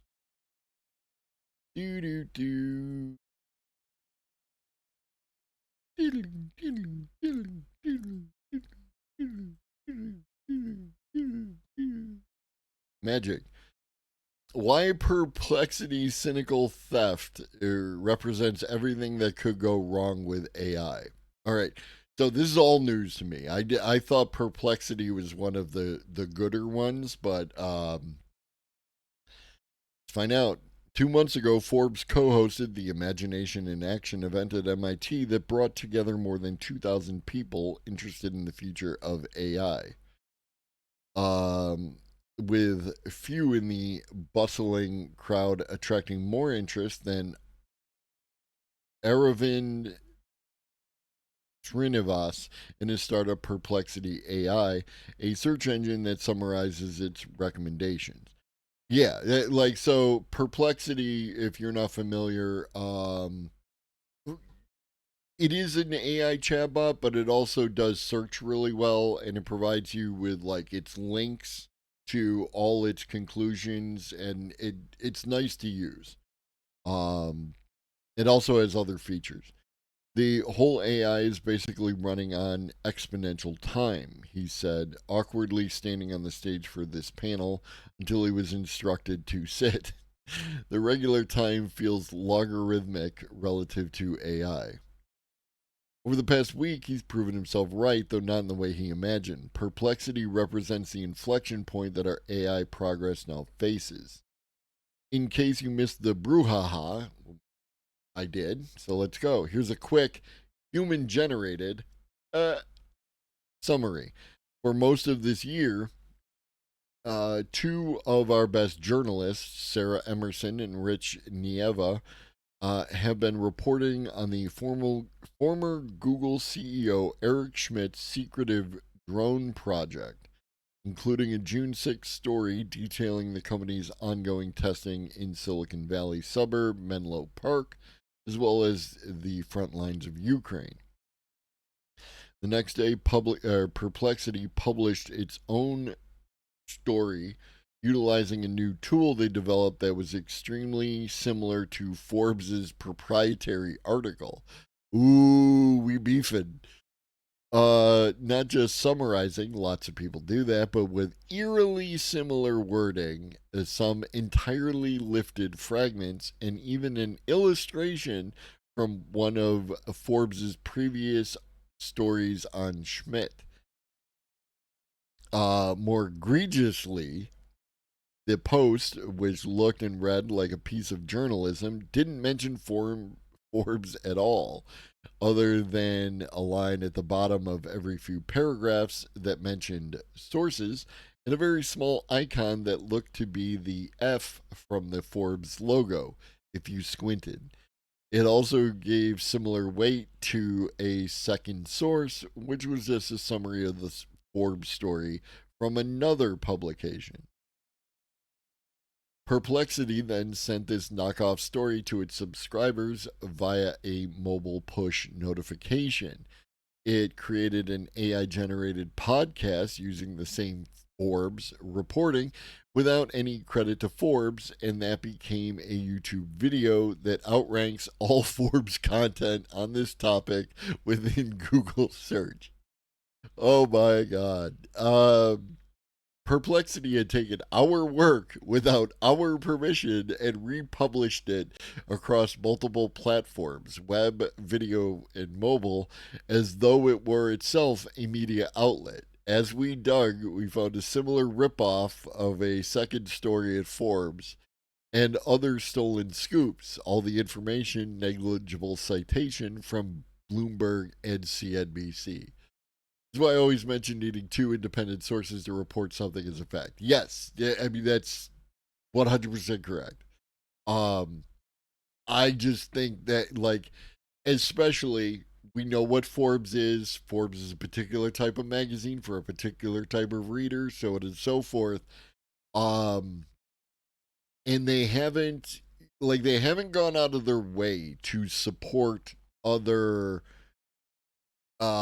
people who have experienced similar things. Let's say the artistic community who has experienced a similar process with their work being used without citation and so on and so forth.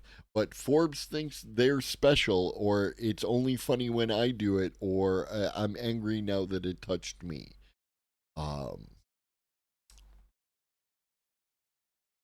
So yeah, it gets worse. But wait, it gets worse.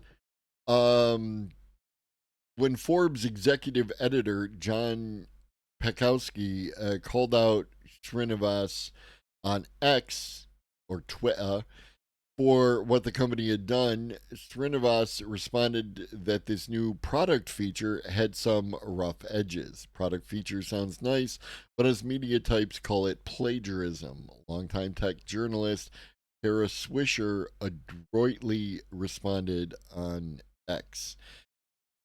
And that was that. And the story wasn't removed, nor was there an apology, nor was the story corrected to provide more transparent attribution within the text. Just some thanks, as Srinivas said the incident would help make things better going forward for Perplexity. AI loves to learn, after all. And in fact, the startup quietly changed the formatting of its blog post to highlight the sources more prominently and to include images sources, but there's still no attribution in the story itself. From there, Srinivas doubled down, using the incident as an excuse to brag about what Perplexity does for the media sites it steals from. Perplexity has been the #2 referral source for Forbes, behind only Wikipedia, and the top referrer for other publishers. He wrote on X disingenuously. Referral traffic, which just means the traffic that comes from links within stories, comprises maybe 3% of our total audience. It doesn't cover, among other things, social media aggregators and search. Did we mention that Perplexity is a search engine? Factor all of that in, and Perplexity rates as our 54th biggest traffic source in terms of users, or 0.014%. Not exactly the savior of journalism Srinivas tried to position himself as, but maybe Forbes is saving him.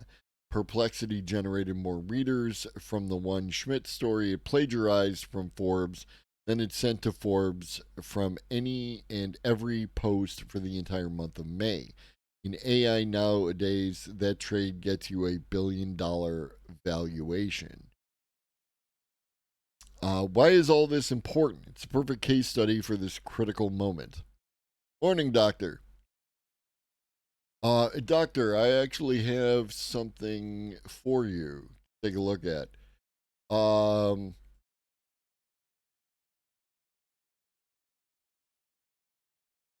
Back, back when the good doctor and I were supposed to have a conversation, we that conversation was supposed to be about language. It turned into so much more, and we never actually talked about the language. But a lot of it had to do with animals and language and communication and things like that. And it's definitely not porn. It's whales. It has sperm in it, but it's whales. It's not the other kind.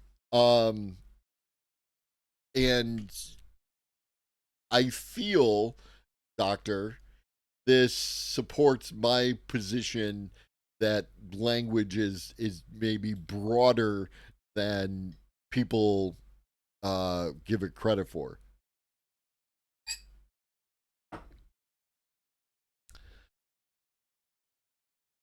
All right, back to finishing up Randall Lane.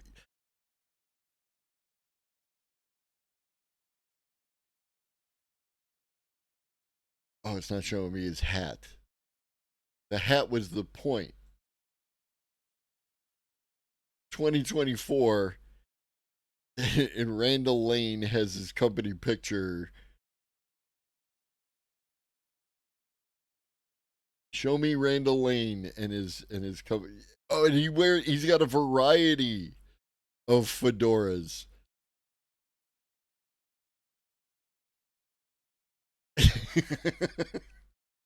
So this is, just so you're aware, this is the guy who is mad. And I'm not saying that he's completely wrong. I'm just saying that this is his vibe. A variety of hats. Why is all this important? It's a perfect case study for this critical moment.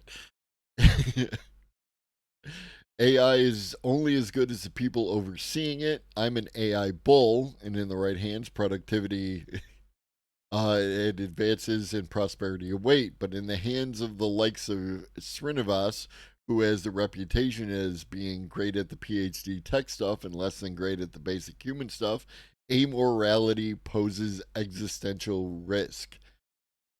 So, what can be done? A few people can make a difference. For instance, the 174 million that Perplexity raised so far includes a check from Jeff Bezos, who himself has made a huge investment in the need for journalism through the Washington Post. That's one way to look at that. How does Bezos square that with companies like Perplexity, which steal reporting that subscribers pay for at other publications? I would also like to point out that this entire article was stuck behind a paywall. You see the articles recently about elephants having nicknames for each other? I have not. But yeah, I mean, that makes sense.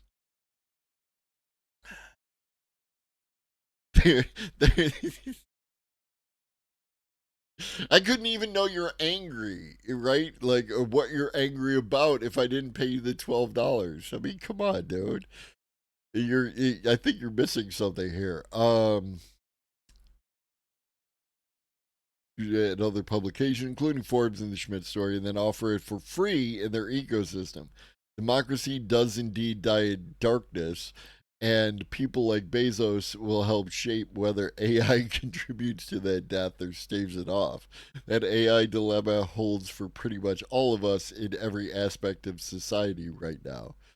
Oh my god, dude. The lack of self-awareness that's going on in here. And the appeal to Jeff Bezos.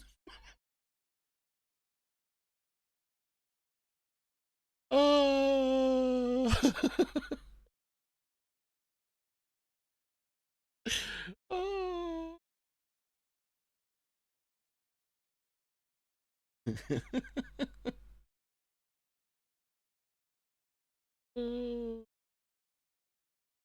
Yeah. Good luck, bro. Good luck, Randall.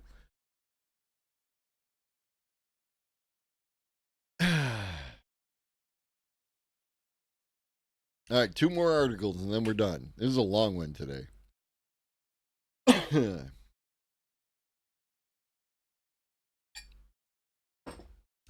New concrete that stores electricity could turn whole homes into batteries. If it can be scaled up, the technology can help solve an important issue the storing of renewable energy. Speak to me. Researchers at MIT have come up with a new way to store energy inside of modified concrete, a tantalizing potential solution to the looming energy storage problem.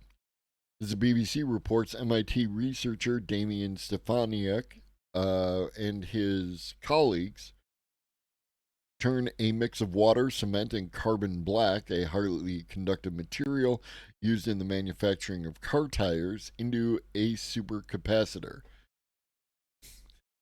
Humans are very inefficient batteries. The whole Matrix thing was a plot device, it was not science. While supercapacitors aren't nearly as good at long term energy storage compared to lithium ion batteries, they can be charged and discharged very quickly, making them an intriguing complement to conventional batteries. Stefaniak and his team believe their novel material could be a game changer, taking the pressure off the electrical grid by providing ways to store green energy, the generation of which can fluctuate greatly throughout the day. Cool. So now Texas can use this in the foundations in their basement. Oh, wait, Texans don't have basements because a lot of their shit is built on floodplains. That's a problem. If it can be scaled up, the technology can help solve an important issue storing of renewable energy.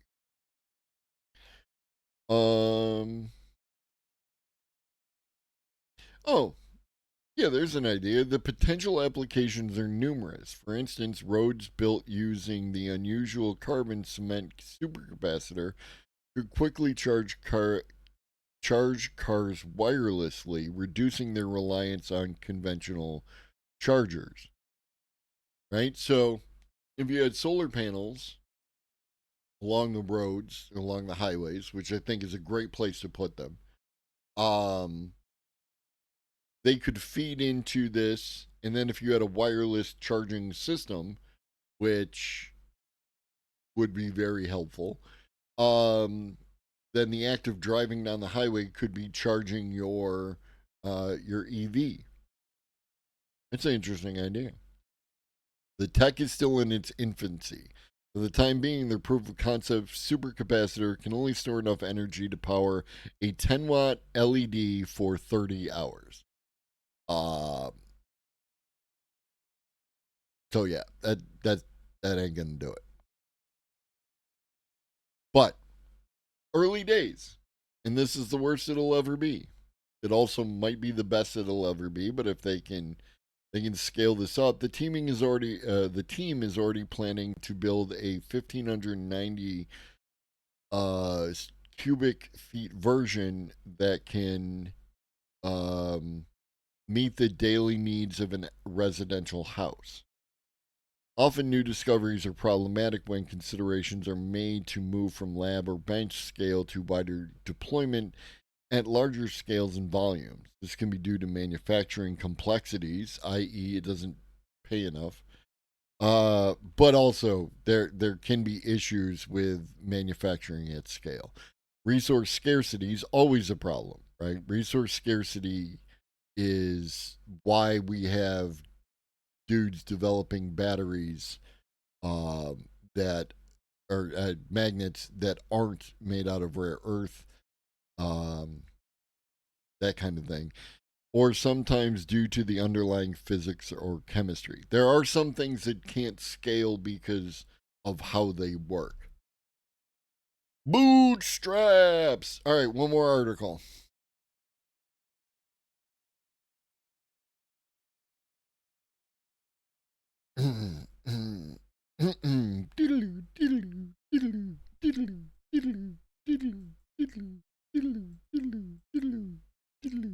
How to save the tech industry. From Business Insider. Brace yourself. Silicon Valley needs to get rid of overpowered managers and put builders back in charge.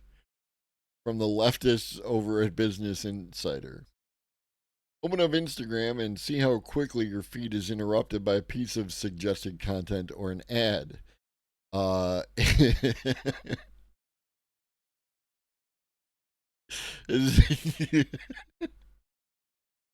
It's interesting visualization, Dave Karen. Yes. It will likely be the second or third thing you see. One of I used to follow a channel on Instagram that was, I can't remember the name of it, and I don't follow it anymore. It was one of the channels that shows people dancing. I like to watch people dance. Like when people can move their bodies in like wild, flexible ways to rhythm, this shit is it's cool. Or like the people who do the robot in teams and stuff like that. It's just really cool, the capacity of that human kind of flexibility and everything else. The problem is that like half or more of their content now is advertisements for drop shipped or whatever kind of weird product, and it's like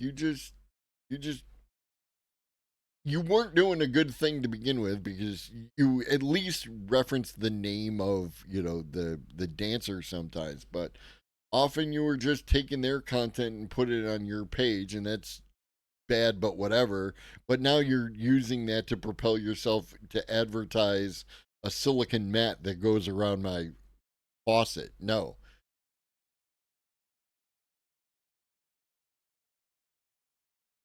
So they lost my follow. I'm sure they noticed. Anywho, open up Facebook and you'll see much of the same thing. Recommendations to join random groups, AI generated content, or comments from scammers hawking cryptocurrency. among other things. But anyone hawking cryptocurrency is a scammer. Over on Google, you'll find similar decay. Search results are worse than ever. Again, I don't know, but I'm going to believe people when they tell me that. Chock full of spam, generic affiliate monetizing content, and unhelpful links.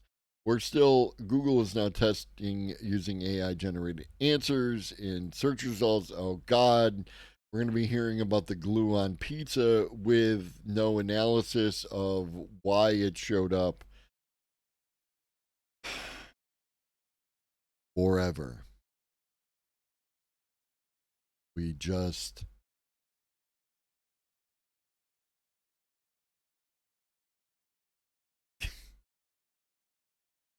I mean, again, my experience with Google is I don't notice that. I don't really notice a difference between a year ago, 5 years ago, whatever. Right? I just don't. I don't know. I don't know what it is that is happening with other people where their Google is all fucked up. My Google isn't. It just isn't fucked up. I don't know. I don't know how to answer that. What up, old lobster? I noticed a difference between 6 months ago and today for sure. Okay, and I'm not denying any person's lived experience with Google, right? Obviously, enough people are complaining about it that there is some kind of problem out there. I'm just not seeing it, and I don't understand why. You know what I mean? My shot's always been full of SEO optimized content. It's not any different for me. Maybe just my data. Yeah, like it's maybe that's it too. Like, however I have approached interacting with the internet, or it's possible that like I have a natural like blinder, like visor that it doesn't even register with me that I'm looking for the information that I'm looking for, and I just look at the what the headline is, what the link is, all that stuff, and I look at it and I instantly judge it's garbage, and I don't even ever think about it again, right? And so it's distinctly possible I could be seeing the same thing you are, just through a different kind of filter that I have, where I'm not paying attention to that kind of shit. It's like it's my approach to the entire internet, so it wouldn't surprise me if something like that was occurring. I don't spend time worrying about what Tim Pool and Dave Rubin and what's his name, the dude who recently declared himself a Christian, um, generally are doing, right? And this is a segue because this evening during the video show, we're going to be watching some Tim Pool and some Dave Rubin and Russell Brand. That's his name. Russell Brand, because again, I stay in my lane, but if you step in my fucking lane, I will run you the fuck down. So I'm fascinated to see what insights Russell Brand is going to bring to the AI conversation. But then there's other content. Also, there's so much content, so much video. AI or Apple did their thing, so we got a couple videos talking about Apple's recent unveiling of products and their approach to AI. A bunch of stuff. So 5 p.m. Eastern, you should be here. It's going to be a good time.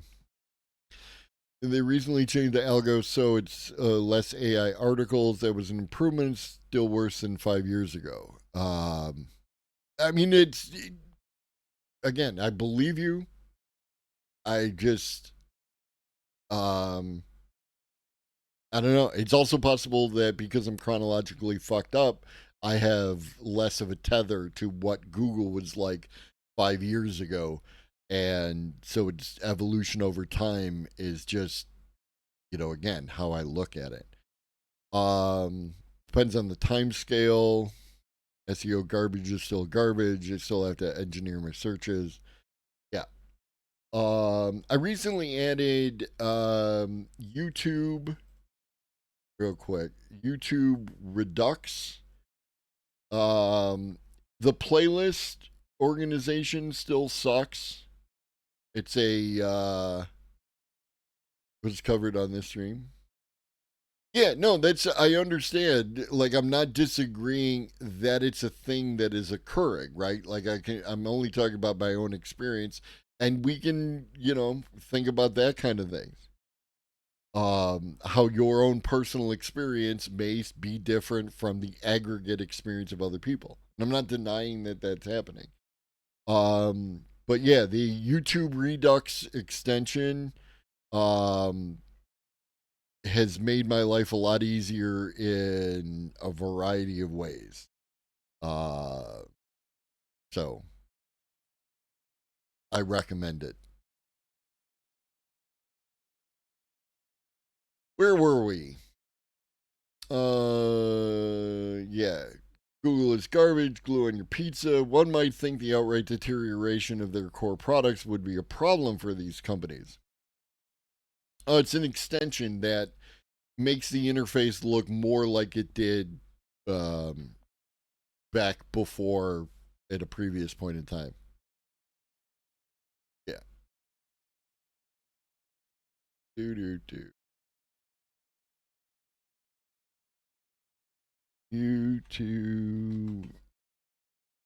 Ducks. I brought it up. It's from the Chrome store. I've got it on Firefox. Replicate old YouTube look and features with the modern layout.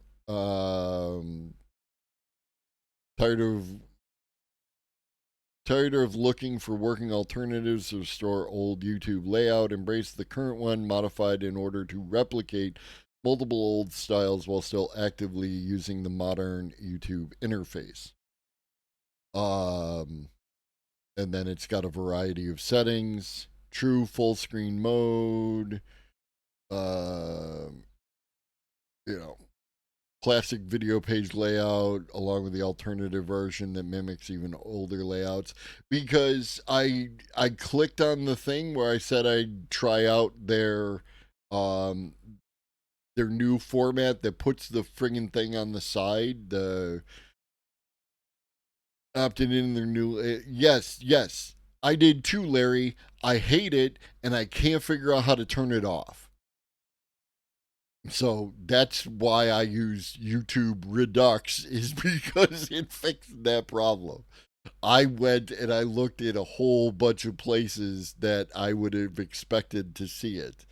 And I can't figure out how to ask appropriate questions to actually get a solution to that problem, as opposed to all the other things related to YouTube and layout that exist within the world.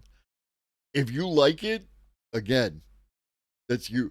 As someone who does streaming, the idea that it confines my full screen to a 2/3 view while having stuff on the side makes it very difficult to do my job, because I want the screen to be this thing up here, right? It needs to be as big as possible so that you can see what the hell the video is.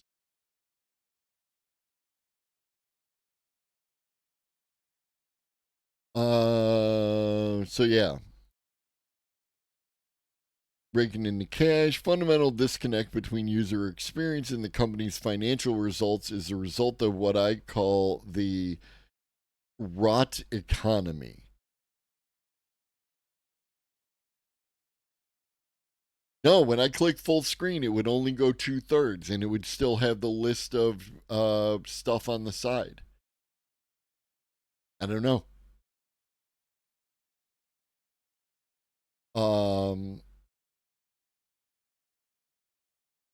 The fundamental disconnect between the user experience and the company's financial results is a result of what I call the rot economy, a push by executives to turn companies into insatiable revenue growth machines at the cost of consumer happiness and product functionality. Oh, my sweet summer child. Like, is this your first day? Is this your first day? This disastrous mindset has hollowed out Silicon Valley's ability to innovate and caused regular people to grow increasingly frustrated with everyday tech. The large platforms have generally ignored this feedback for one big reason. The tech industry has been taken over by career managers. The upper echelons of Silicon Valley's most powerful companies, OpenAI,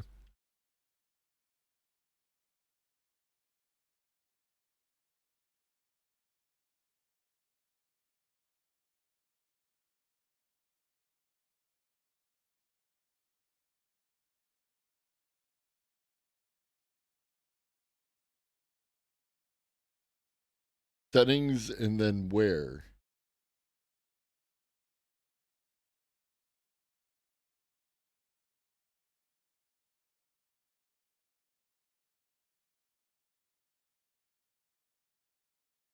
I don't see it.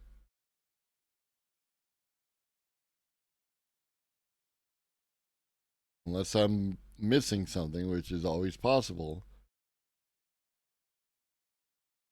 Yeah, well, see, I accepted it on desktop, right?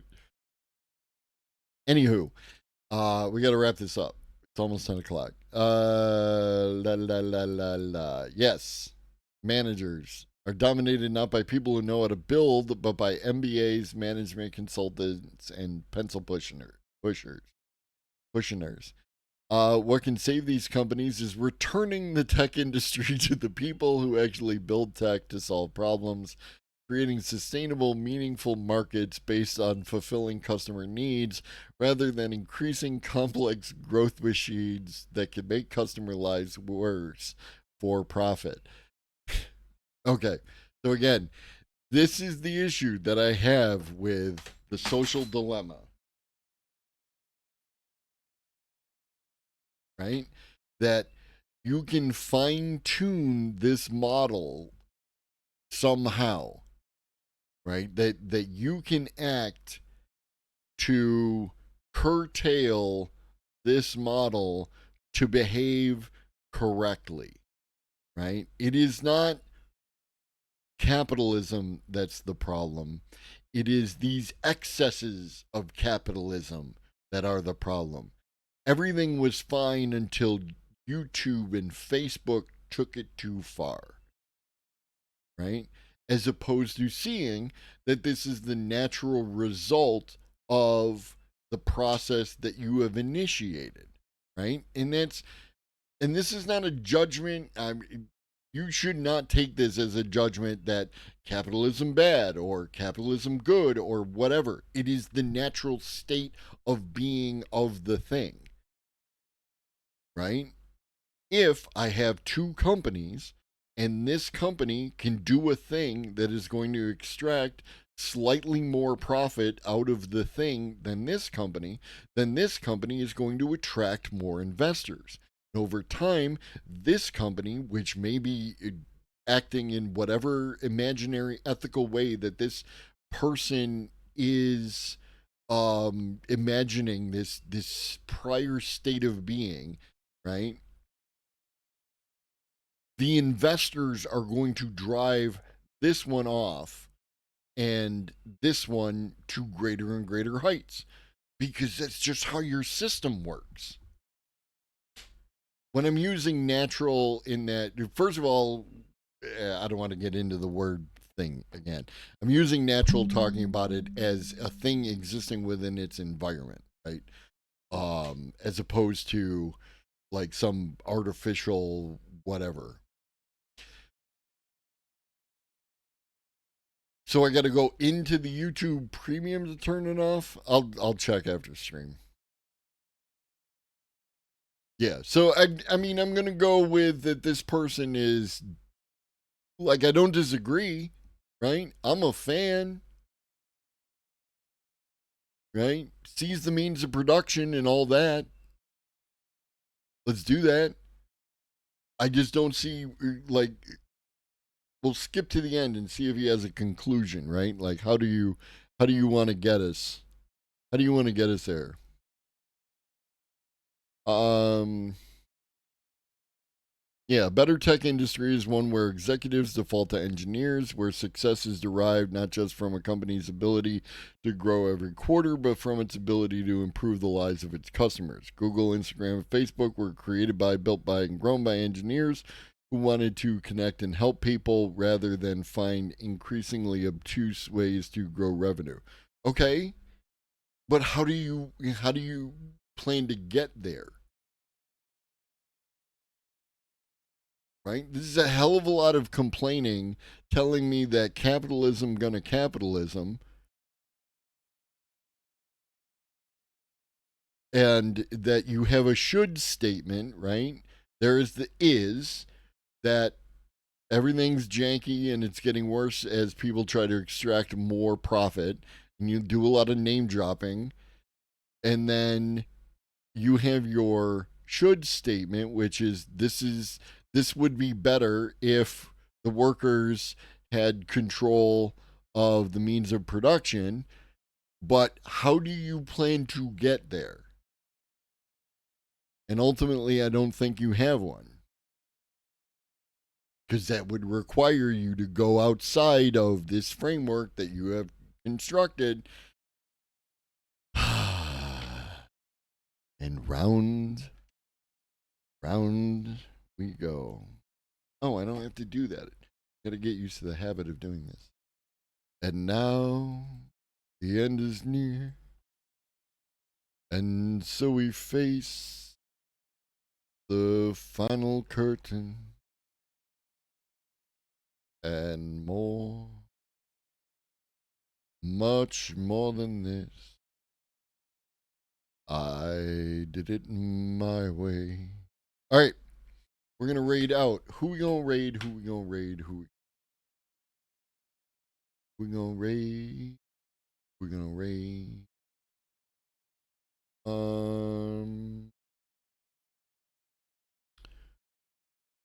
Who haven't we raided in a minute? This is we're going to raid Machinosaur. Machinosaur is fun.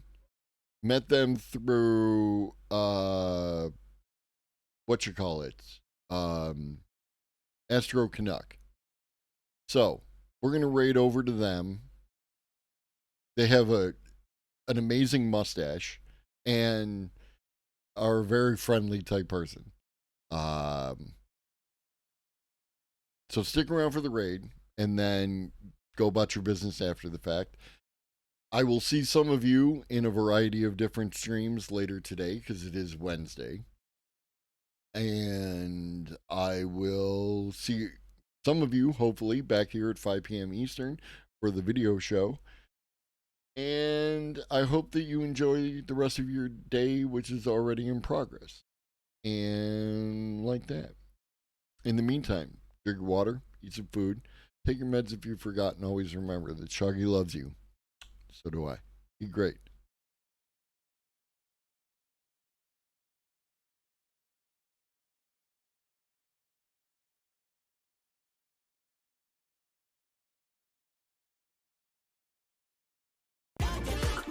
Globe